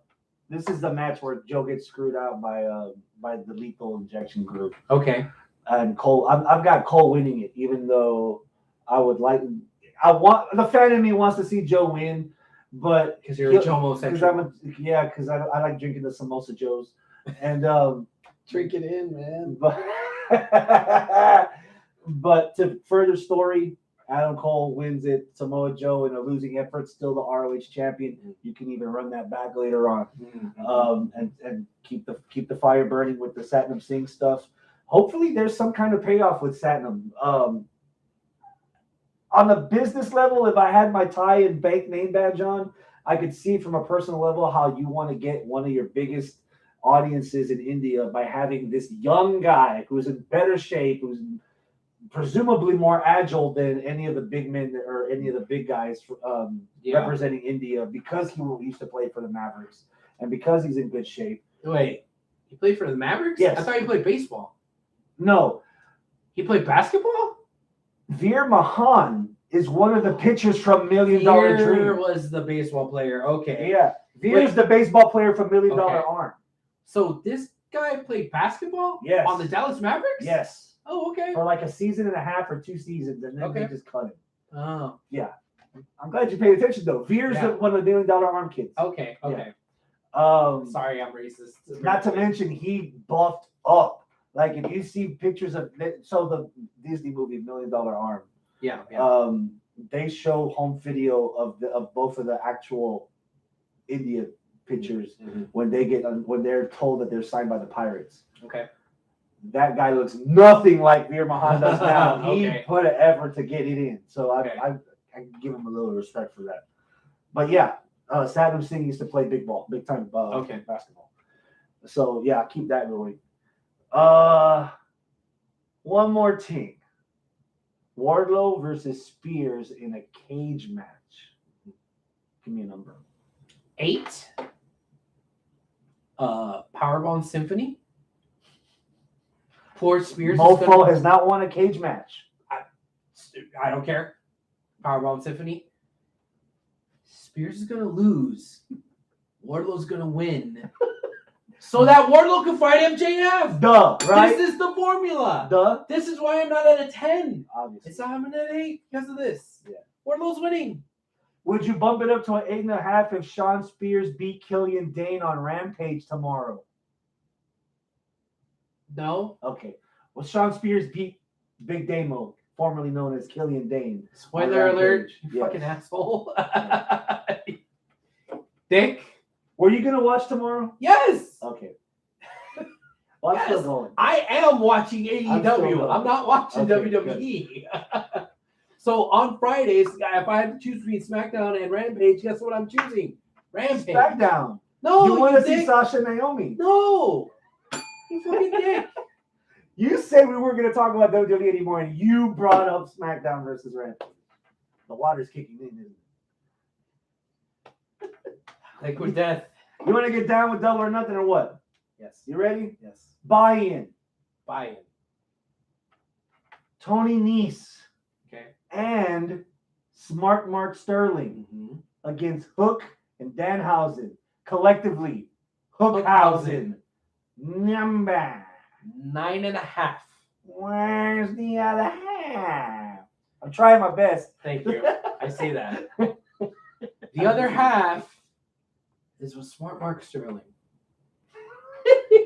Smart Mark Sterling is a manager, not a wrestler, as far as I know. Maybe he's wrestled before in indies or whatever, but for AEW rights and purposes, He's a manager. He's a manager who's getting bullied by his own people that he manages.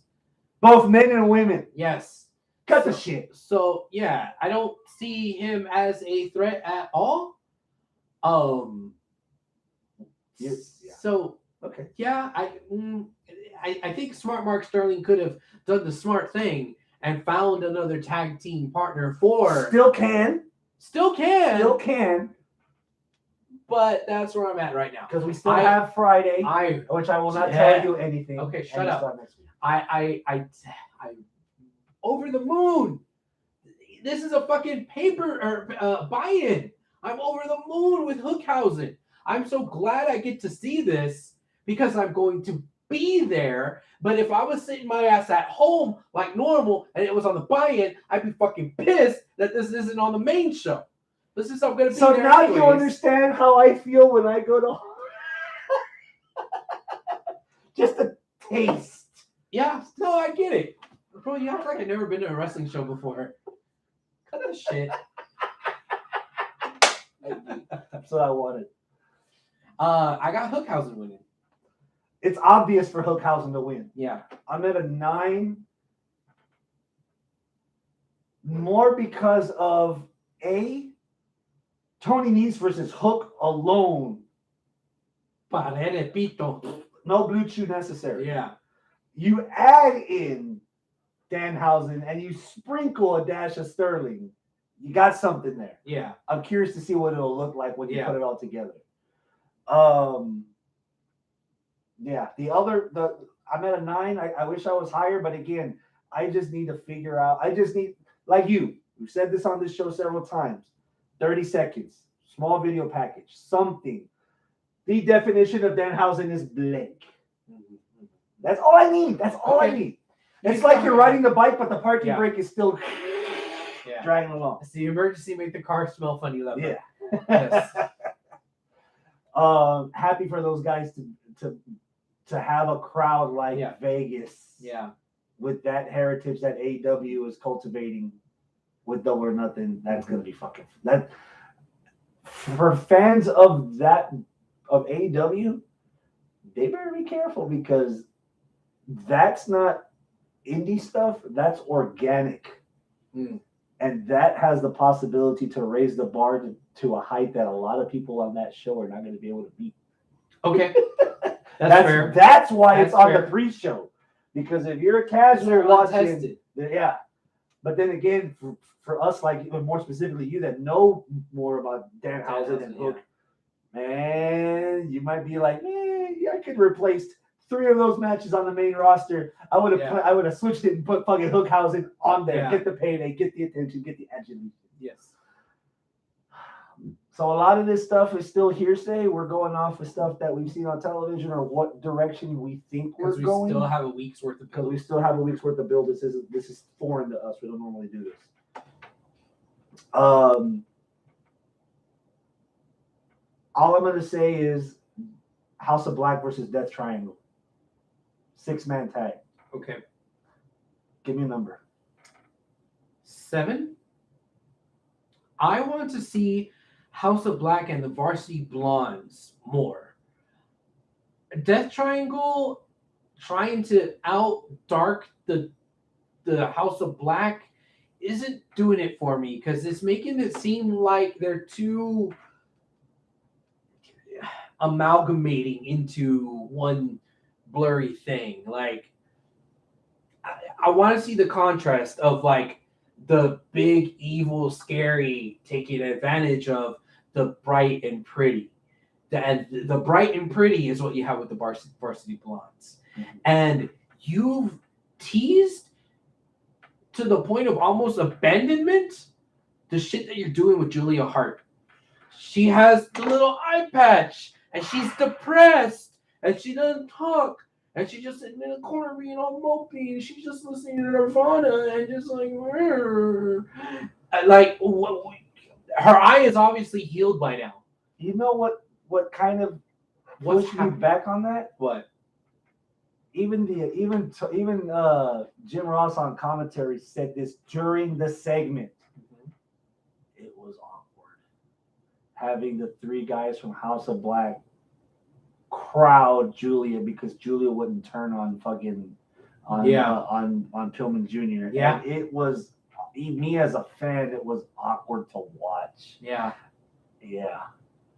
If this happened recently, where I had a friend watch Dynamite with me, and Dynamite's like fucking 3D chess. There's certain things if you watch WWE, 20 seconds, 30 seconds, you can explain somebody. AEW, you don't have that luxury. Let alone a moment like that.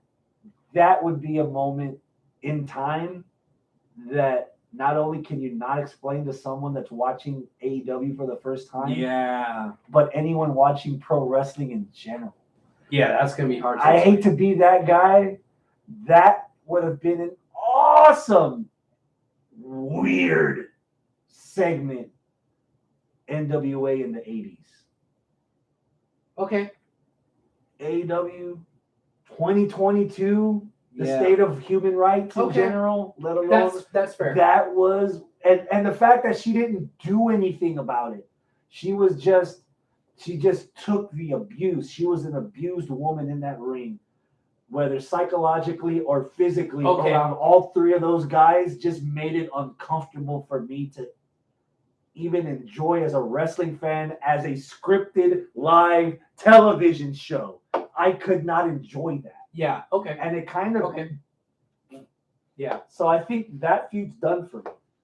Okay. Now, violence versus violence, fire versus fighting fire with Death Triangle at full power. Now that they got Phoenix back, this isn't Redbeard, this isn't Fuego del Sol, this isn't some Walmart brand. This is the real deal, Ray Phoenix. they're still gonna lose. Okay. I don't know what the stipulation of the outcome is gonna be. It was teased between last night and last night, which you'll see. Okay. But they haven't really said what the stakes are because we've gotten this already. Okay. And they've been going back and forth 1-on-1 or 2-on-2 or whatever. Now we're getting the whole kit and caboodle. Okay. But just on its face, Death Triangle and House of Black, I'm at an 8. Okay. House of Black size is just, I think if we're looking at it, Eastern Conference versus Western Conference, fucking House of Black's the Warriors. Yeah. And fucking Pentagon and Phoenix and Pac, they're fucking. Which isn't because of like their wrestling ability. Wrestling ability, you just put this on paper. You tell me the guys like a year ago. You tell me these are who's fighting. I'd be like, oh, that match is going to be 10s across the board. Yeah. But the reason why it's ranking lower for me is because it's the story. The House of Black is a stable that's a brooding, evil, dark, mystical stable. Yeah. But they haven't really overtaken anything except attempting to overtake Julia Hart, and then they didn't. And now they're fighting against Penta and the Lucha Bros. And did they overtake them? No. They just got more evil, and now they're just out eviling each other. And it's like, I don't like the story here. So the story's was lowering it for me. Good payoff or bad payoff if after everything I just said about the Julia Hart thing, if she's the equalizer for Abrahantes and Julia Hart debuts in the House of Black. I would absolutely fucking love it. It's what I've been waiting for the last few weeks. I'm waiting for Julia Hart to stab Pillman and Scruff. What's his name? Not Scruffy. What's his Griff. Griff Garrison. Griff. Yeah. Griff Garrison. I'm ready for her to turn her back on him and stab him in the back and do something. At no point whatsoever would you consider that a carbon copy of Rhea Ripley joining Judgment Day. No, I would consider her a carbon copy of Alexa Bliss all of a sudden becoming Twisted Bliss. Okay. But I was okay fine. with it because I hadn't seen Alexa Bliss in a long time. And now she's back, so it kind of reminded me, but she has a doll, but she's not that anymore. So I'm like, okay, fine, fuck it, do it. You know? But they should have done it weeks ago before Judgment Day really kind of got there. Like, Judgment Day is Uber, whereas House of Black is Lyft. Lyft had the stuff first. They were the first company to do it, but Uber grabbed it and ran. And they had a bigger market. Yeah. So so it's like, it sucks. But, We've already went over the Hart finals for both sides, so we're going to go next. Okay. To the big match. Okay. MJF and Wardlow. Goddamn 10. 10. I'm so disappointed in you. Why? You're at 11? You fucking dick. 2 dicks. Ooh. 11. Hey. We can make it 11 if you want. Do we need to spend 25 minutes waxing poetically on why we feel this way, or is it like a given? I think it's kind of a given. The only argument to argue against it, I kind of already did. I already brought it up earlier in the show, which is this is a carbon copy of the Labors of Jericho. But I already talked about how I'm okay with it because it's been done so well. So, yeah. So, yeah, I'm fine with Who's it. winning? Wardlow. Wardlow's winning. I thought you said this was a carbon copy. Yeah. Wardlow's Jericho winning. didn't beat him. I know. Wardlow's winning. The conspiracy theorist in me that just got off of 4chan wants to say that MJF beats Wardlow, and then 3 weeks later on Dynamite, MJF becomes AEW World Champion. But Okay. I'm going to dial that back and be a lot more realistic. I still think MJF is winning this. Okay. It's one thing for MJF to talk himself out of a loss because he's that good, he can do it. But at this point, with Wardlow being the underdog, and it's weird saying that, but Wardlow in this story is the underdog. Mm-hmm. Do you want to give him the win this fast? Yes. Strike while the iron is motherfucking hot. He is on that upward trajectory like we were talking about, where his is almost a fucking vertical line. You have him beat MJF? Fuck, dude, you have your next new babyface that you made 100% in your fucking company, which has shuts up all the naysayers. The naysayers right now of AEW are like, oh, you're only getting them in, you can't build your own star. Da, da, da, da. Hangman sucks. This and that. No, this guy is what you're gonna build AEW on. One of the big guys that you're building AEW on.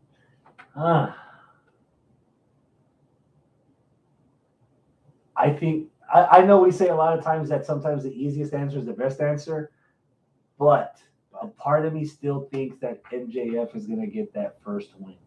MJF could lose 1,000 times to Wardlow, but as long as MJF beats Wardlow first, none of that shit is ever going to hurt MJF's reputation. Yeah. And that's a lot more solidified than MJF being as good as he is to talk himself out of a loss. Well, see, when MJF beat Punk twice in one night, and when MJF beat Jericho, we were here in trying. Houston. Yes, we were trying to establish MJF. MJF is your top heel of the company. That's not somebody that came from the outside. You can say that you built him as a heel, and he is your top heel. But you have yet to build your top babyface on your own. You tried it with Moxley. You tried it with Hangman. Omega was already a given built in. And now you're to an extent, so is Hangman, because we saw him from Ring of Honor, right, and he was the guy that nobody gave a fuck about. And you're gonna do it now, or with all these other guys, but your own homegrown pillar. It hasn't happened yet with Orange. It hasn't happened yet with Sammy. It hasn't happened yet with all the other pillars. Like they've gone to like TNT title level status, but not like main eventer status. That's what you're going to do with Wardlow. I see Wardlow replacing the pillar. I don't see him replacing MJF's spot as a pillar. No, and that's not my argument. My argument is MJF, top heel that you made yourself. Wardlow can't come up. Top babyface. I agree with that. I agree with that.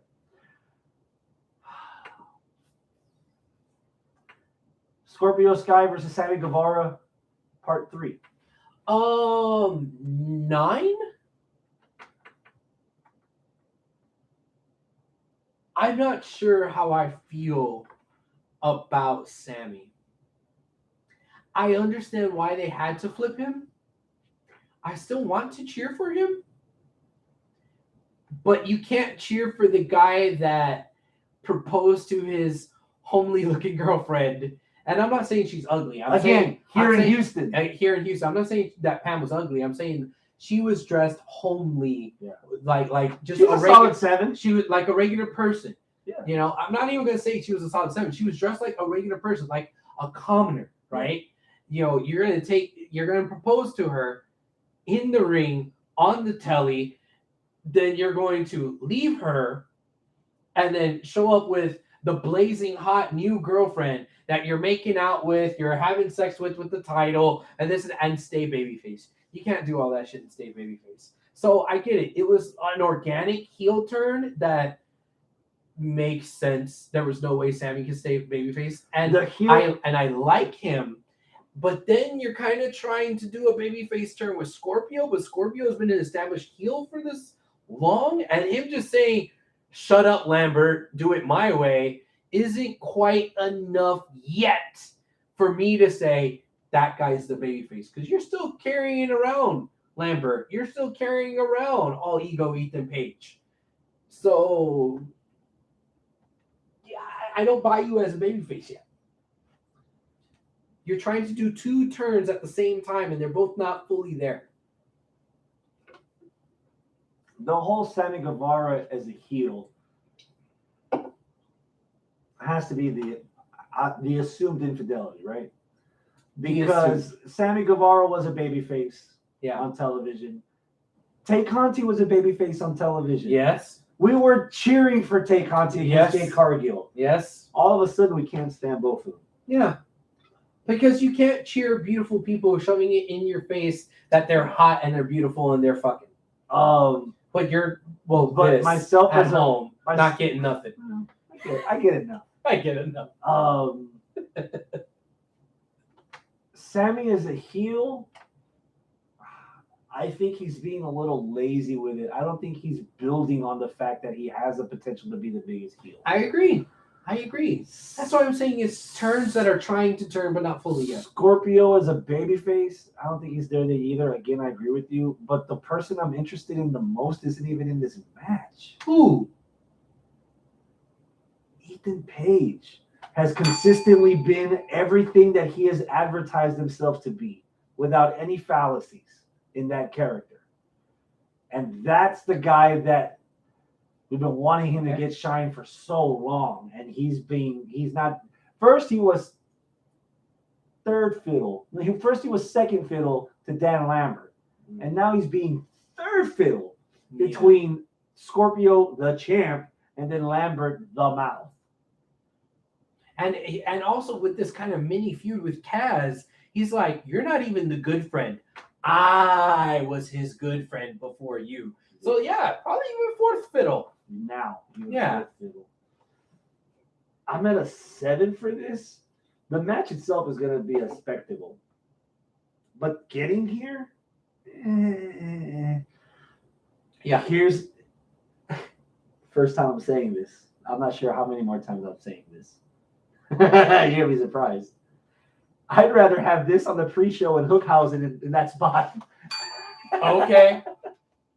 All right. Again, TNT title. Is this match being defended on TNT television? It's being defended on a pay-per-view. So, yeah, put that shit on the pre-show and put Hookhausen on the pay-per-view. Okay.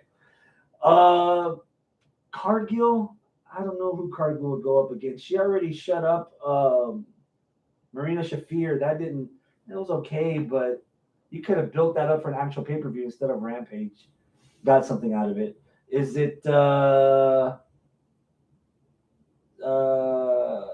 Jay? Maybe. I'm just digging the baddie section. Who just got eliminated from the tournament? From the Women's Own Heart tournament. Did anybody get eliminated that could be a good babyface to go up against Jade? Not that I can think of. I mean, we gotta be missing somebody. Like, anybody at this point getting thrown on week before against Jade, I'm gonna be at like a 6. And could probably be in the pre-show. Yeah, that could be in the pre-show. Okay, so you have this opinion. You're of the opinion. And Jade's winning. I don't care who she's wrestling. She's winning. Good show. You're under the impression now Porsche, her whole goal for the whole week is to be part of the baddie section. No. She's gonna try to be part of the baddie section. No. Okay, well, I'll put it to you like this. She will not be as qualified to be on the baddie section unless you're there beside her. Yeah! You better thank that oath that was that first week when they debuted the baddie section. It was all this hot talent. And then Joe Schmo right in front. And he's all in it. And then a day and a half later. He was like. And then the next day, pictures are floating all over Facebook and Twitter. That fuck actually got a backstage picture with Cargill, and Cargill put him over as a baddie. So Porsche is like 70% by herself. The both of y'all as a unit are the 100. So she better make sure that she has you on a leash. Oh yeah. Okay. There we go. You are under the impression that we're getting, with a week notice to advertise, the Young Bucks and the Hardys. Mm-hmm. Anticipation level. 9. While it is a week notice, it's not a week notice. This has been kind of simmering under the radar a little bit here and there. Little Twitter jabs, little things here. I mean, hell, even on Rampage or at Dynamite last night, they were talking, wow, looks like you're really messed up. Back in the locker room. Yeah, like they've been teasing this stuff. So it's not just 1 week's notice. It's 1 week's notice for the match, but not for the feud. So, yeah, I'm at a 9. I don't know why I'm not at a 10. I don't know. I'm at a 7. Okay, and I have Bucks winning. Sure. Okay. I'm at a 7. Okay. this was awesome 4 years ago. Damn. WrestleMania weekend when the Hardys dropped the belts to the Bucks in a ladder match in Ring of Honor for the ROH titles, and then the next night they showed up as surprises for the ladder match at WrestleMania 34. That was awesome. Yeah.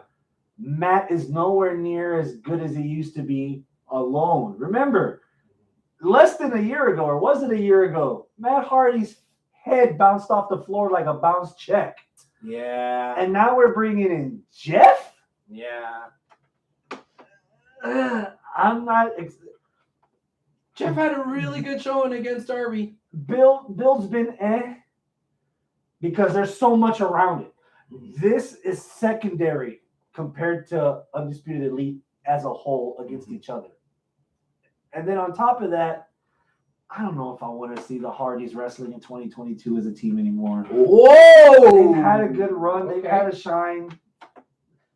You would think they would try to at least put over some talent coming behind them. You know? Yeah, the Bucks. Give me Hardys against the Acclaim. Okay.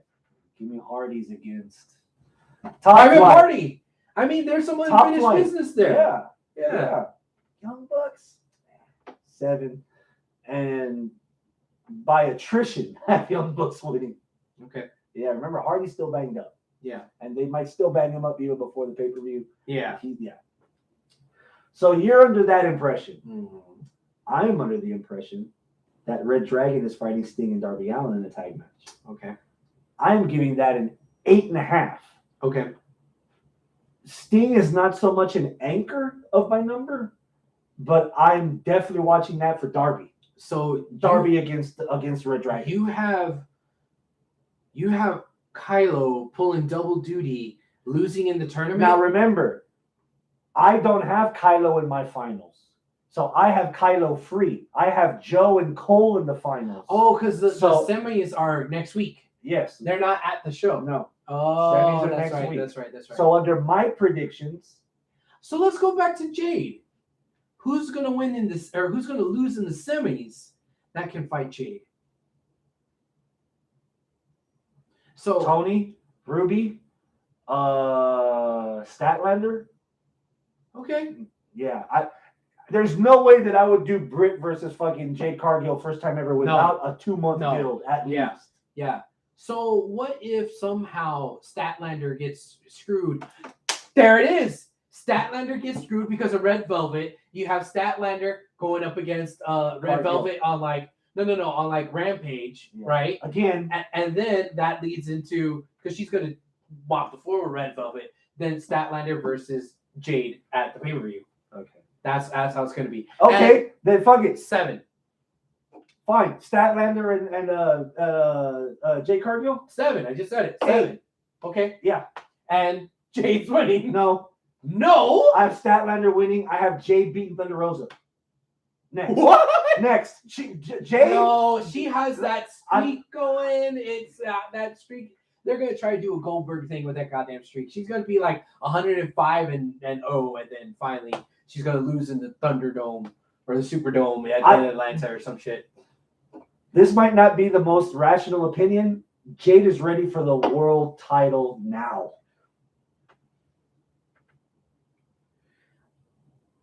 Okay. Out of the 3 so far, who do you want to see holding the AEW women's title? Thunder Rosa, Serena She's got Deeb, it. Not Deeb. or Jade Cargill? I'd rather see Rosa keep it for a little bit because I think that they could bring more to the TBS title. Regardless. Okay. I'm predicting Red Dragon against Sting and Darby. I'm at a 9. Okay. How about you? Red Dragon, Sting and Darby. 7. I've got Dragon winning. I've got Dragon winning. All right. If Triple. that match happens. Triple threat. Mm-hmm. Jungle Express, Mm-hmm. Keith Lee and Swerve Strickland, Mm-hmm. And Team Taz. Team Taz. Number.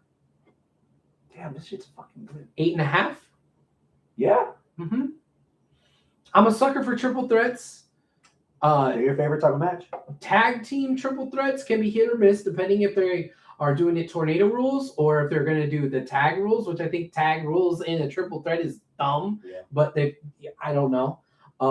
It's AEW, no one respects the ref anyway. If it is revealed to be elimination, whoop, I'm already jumping up a little bit on my rating. I wish that I was higher for this, and I think it's going to be because of Swerve and Keith. I'm of the opinion that Swerve and Keith should not be a tag team. Do they work well together? Yes. Was this a good introduction? Yes. Does this work so that they could feud with Team Taz? Yes. I don't want them to be an established tag team with the tag titles. They should be an established friendship where Keith goes after TBS, Swerve goes after FTW. Or vice versa. Yeah. And assume that they have a friendship that exists, they have each other's back. And the Jungle Ponies keep their titles. I would like Team Taz to have the titles. I don't think Team Taz needs the tag team titles, especially with Tony Starks running around with the FTW titles still. Yeah, but that belt means nothing. According to Christian, yeah. But according to me, as someone that watches the show every week, I paid money to see it yesterday. The titles actually have been defended. Unlike some other people I know that just carry around a belt that hasn't been defended, but I digress. Or leave it on tables and walk out, right? Yeah. I will say that I don't care that he has the FTW title. I don't see him as a champion, but goddamn, Ricky Starks is doing fucking good. Oh, he is. I love his promo skills. I love his look. I love his music. I don't care if he's copying The Rock or making it his own. It's fucking good. Yeah. Scott, y'all crazy. Shit. Sting and Darby Allin have been colder for months. It's all the snow. All right. What's up, Scott? Scott from Scotland. How you doing? I miss you, Scott. I haven't seen you forever. You should come watch Double or Nothing with us. We in fucking Vegas. Fuck you. You come watch Double or Nothing with us. I can't get a cheap flight like I used to. I with all the times you've been traveling, I know that there's got to be one or two stewardesses that you could bang, and I'm sure that'll let you fly the skies. Or a steward. Yes. Somebody, anybody. I will say this. Bang something, man. Up until last week, I still had the Tuesday after Memorial Day off with the intent that I was going to be in Vegas this weekend. Yeah. So I was still trying to find a way, hell or high water, to get there, but I threw in the towel. Scott's got money. Just bang him and then he'll let you go. I think Sam would get very jealous. I have a bold prediction that FTW title is going to mean something. Okay. When Ricky Starks has to defend that title against a wrestler that was destined to hold it. Hook. Ooh. What side would Taz be on? His team or his son? Oh, that's delicious. Ooh, I like it. I like it a lot. I like it. Yeah. I've got Team Taz winning the tag titles. I'm at 8. Okay. Thunder Rosa, Serena Deeb for the ladies. For the AEW World title. I was at a 5, but after last night, I'd say I'm at a solid 7. Again, it's mostly because of Serena Deeb. I really like Thunder Rosa. I think that she can be a little loose, a little sloppy in matches from time to time, but I think it's just that Mexican wrestling, lucha wrestling style that she has a lot of that sometimes is a little loose, But I respect it. I like her. I still, look forward to seeing her. And Serena, she brought me around, so that's why I'm not at a 5. I'm at a 7. I would, on the contrary, Rosa's winning. I would like Thunder Rosa to do more, to have more of her MMA mindset, MMA background, and instead of being that loose, botchy luchador style, is be a little more stiffer with the women. Okay. I've been a proponent of this show for a long time that the girls have been deserving of the equal dues as the guys have. The times that they have it best is when they're just as stiff or just as, ooh, that could have been ugly, but that looked really well. Yeah. Sasha Bianca WrestleMania stuff like that. Yeah. There's a lot even now in women's wrestling, whether it's WWE or AEW, there's still a lot more choreography and much less. Oh, she got fucking hit hard. Oh, this is gonna be nasty. Nasty. If Serena Deeb can hang with the nasty, she's had some pretty rough matches. The stuff with Hikaru really won me over with Serena Deeb. That she can work a stiffer style, a lot more. I hate to say this, a lot more realistic style that gets a lot of men's matches over. And if Thunder Rosa could lean on the MMA stuff a bit and be a little snug, and maybe have some moments where I know wrestling is supposed to be like a dance, but that looked ugly. If they can give a little bit of that Sasha Bianca from Mania where the botches were close, but the fact that they were able to save it made it look a little realistic. Yeah. If they can have that, I'd be at a fucking 11 for it. And you think Serena could snug it up a little bit with Rosa can hang. Rosa. Okay. Yeah. Okay. Yeah. Yeah, that's an aspect I didn't really think of. You know, maybe Serena is leading Rosa in the match. Yeah. You know, even though Rosa's the champ, you know, Serena leads. She is the heel, and she's the more veteran of the two. So yeah. Just as an example, the cage match between Britt Baker and Thunder Rosa, where Britt Baker lost the title, it came across as safe because there were a lot of botches that were actual botches, and there were stuff where you could tell that they were taking care of each other a little bit. Yeah. That St. Patrick's Day match that they main evented Dynamite was fugly ugly to the point that it made both of them over. Yeah. That's the kind of physicality, not so much the hardcore style, but the expressions, the looks, the bruises in an actual wrestling match that guys have very often, especially in AEW. I would like to see that out of Serena Deeb and Thunder Rosa. That could fucking possibly steal the whole show. Okay. Even Punk and Hangman, you're watching that mostly because of the popularity of fucking CM Punk and Hangman. But in ring, we don't know what they look like. Yeah. These two could probably, match-wise, could pull something that could possibly dwarf the main event if they have that. You know what? You got an extra half a point out of me. You hyped me up. What was I before? 7? I'm at 7.5. Oh, I'm up to an 8. There you go. You got me just a little bit You turn that more. 8 sideways and then... Yeah. Scott the Scott says, y'all tried Pepsi Nitro? Nothing beats talking wrestling like an ice-cold Pepsi Nitro. I forgot to buy him one. That was the original offering before besides... You got a fucking sponsorship or something, Scott? What the fuck?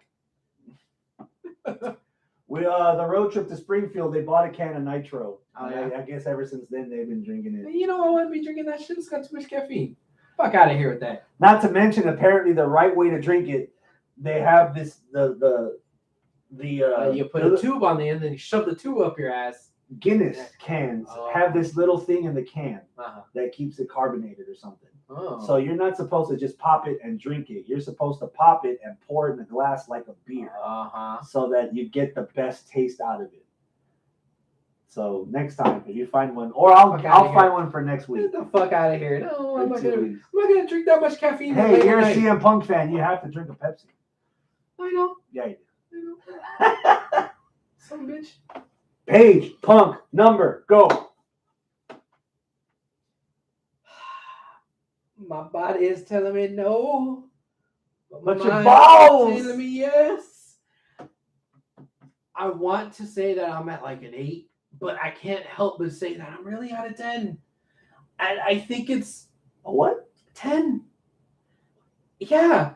Like I on paper, I want to say I'm not excited for this because Hangman's run has been lackluster, and in ring, I don't think that they're gonna mesh very well. That it's gonna, like, I like Punk, I like Hangman. I can't picture them together. I don't know what it looks like how you just said a little while ago. Is this the Chris theory? What's the Chris theory? If I was sitting at home, it'd be a party at a 6. No, I'm gonna be there. No. Because I haven't done that at all tonight. The only one I've kind of gotten close to was the Hookhausen match. But the only reason why I'm glad I'm there is because if I wasn't there, I wouldn't see it at all. Yeah. Right? You wouldn't make the effort to watch it. Maybe not. Okay. You I know, get you. but it'd be harder to see it, right? But I haven't done that at all tonight, right? And I don't think that's what this is. I think for me, it's just my geekiness for Punk. I've just loved You've been a CM. Punk guy forever. I've loved Punk so much, and I've even sitting here during that 7-year hiatus where we had to like talk about, oh my God, he left. I can't believe he left. Wow, he really got screwed. Hey, he's kind of an asshole. Oh God, he's gonna try MMA. God, he's a dumbass. Why did he do MMA? We were at I know that we're not gonna see him again, so I'm glad I'm not seeing him again. I'm okay with. Holy fuck, he's coming back. He's not coming back. Wait, he is coming back. Holy fuck, he's back. Like that whole journey of the last almost a decade. 8 years. We were at that Mania 30. That Punk left months before. Yeah. And now 2022, he's main eventing for a world title in professional wrestling, and you're gonna be there. And I think that's what's got me excited. That it's just the journey of Punk. Wow, yeah, the Hangman side of things hasn't been that good of a run. I still like him as a wrestler. And while on paper, I don't think this match will be a banger, I'm very invested in CM Punk. Yeah, so I think that's why I'm at a 10. So I'm at a 9. Okay. Let me give you a Let's keep it. You bish. Let's keep it me. I totally derailed you by asking that question. Forget that. Rewind. I'll What come were you back. going to I'll say? come back to that. What were you going to say? Let me provide a scenario for you. Okay, give me the scenario. Because you're expecting Punk to win. I am. I think Punk's winning this. Okay. Using your terminology that you've tried using a lot tonight. Okay. You remember that one time the Golden State Warriors blew a 3-1 lead? Yeah. Yeah. What if he loses? Oh my God. My mind is going to be blown. And holy shit. Is that maybe now, that's is what it's going to that- take to get Hangman's run to be like, okay, fuck. All right, Hangman. You know, that might be the thing that gets me on the Hangman bandwagon. And I don't know how this is going to play out as far as like who's actually going to be the heel or the face. If this is a heel turn for Hangman and he wins through shenanigans, oh fuck, you know they're already beating other people with each other's moves. Yeah, and Hangman was kind of a dick last week, so yeah, I might be. You know, when other people borrow my moves, sometimes they get angry. I call it a sign of respect. Yes, He's it's brilliant. You saw what he did. He called out Kenta with that. I know you did that too. I know. It was nice.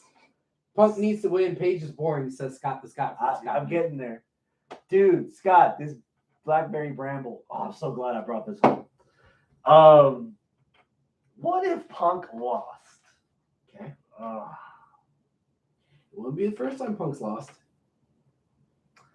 Would it be too soon for Punk to become a heel in AEW if he loses? I don't think any time is too soon for CM Punk to be a heel. CM Punk can be a heel wherever, whenever. He said it when he first came back. Like, he's going to try to soak up the adulation as much as he can, but eventually you guys are going to get sick of me. Mm-hmm. And we're starting to get to that point where it's not like the welcome back tour anymore. He's not coming out with like, man, it's great to hear this again. We're kind of past that honeymoon phase. So how quick is he going to, It's also that old school mentality of wrestling. Does Punk have a better opportunity at being the best face AEW has to offer? Or does he have the best opportunity to be the best heel AEW has to offer? Do you think he can out-heel MJF? Right now, regardless of what kind of combination or balance, do you think CM Punk can out-heel Jericho? They keep them away from each other.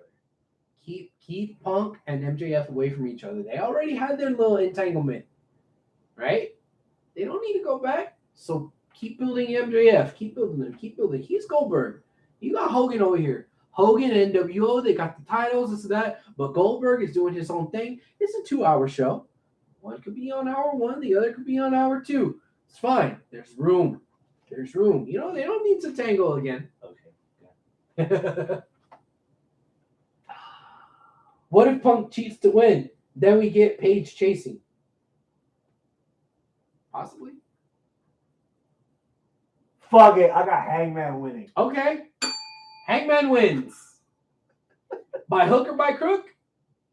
Which one? By pure gumption. By the skin of his teeth. Gumption. By the skin of his teeth. Cojones. By Huevos.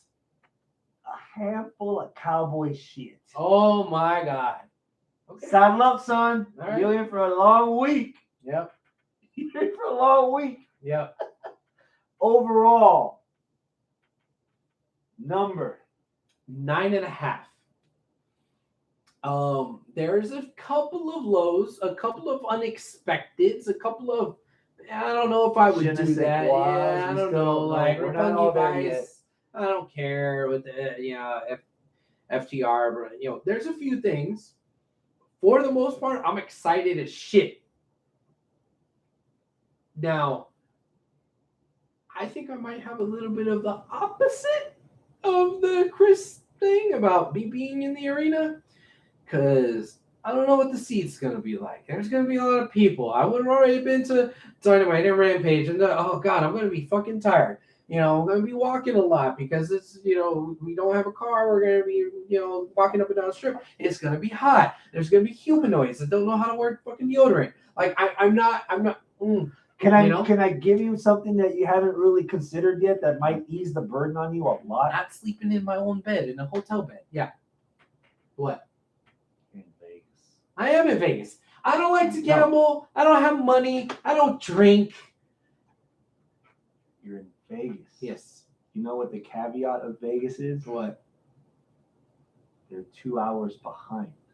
Yeah. So you're going to be at that show at 4:00 in the afternoon. High chances are, by the time that show's over, you're going to come out of that arena and there's still going to be sunlight. So you are not going to be as exhausted or gassed as you would have, say, Brooklyn, NXT TakeOver New York, 7 to midnight. Yeah.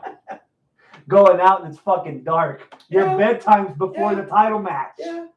Vegas, you're gonna feel it, and Vegas is a dry heat. It's not humid, so don't let that number fool you. You're gonna feel like it's a fucking beach vacation in Vegas compared to what we're already. Yeah. This week. I've gotten out of my apartment at 8 in the morning and it's already 80, 82. You already 84. got swamp ass. God, fuck. Yeah. I have to shower before I leave to go to work, and then when I get home, because I don't keep the AC on, so I'm walking in, it's 90. Yeah. So I got to get 2 bottles of water and a couple of spoonfuls of cookies and cream ice cream, then go in the bathroom and cool off, so that by the time I get out, it's 80 something. Yeah. You're gonna be all right in Vegas. Okay. We'll see. And I'm gonna miss commentary. That's the other thing. I'm gonna miss commentary. But okay, that's it. I did Chris, but I am kind of excited to see it. I don't know. Seeing CM Punk win a world title, his first world title in AEW. Ooh, I'm excited about that. Maybe or being in Vegas for a COVID riot if Punk loses. COVID riot. Yes. One more thing. Oh, one more thing. It's getting past my bedtime. Goddamn. Chronological order. Mm-hmm. We talked about Dynamite last night. Yeah. Talked about Double or Nothing week in Vegas. Yeah. AEW's next big bet. What did you think about the announcement of Forbidden Door? I mean, cool. It's something I think that's not necessarily overdue, but like we all saw this coming. At some point, there was going to be some sort of crossover with other promotions. Something like this was going to happen.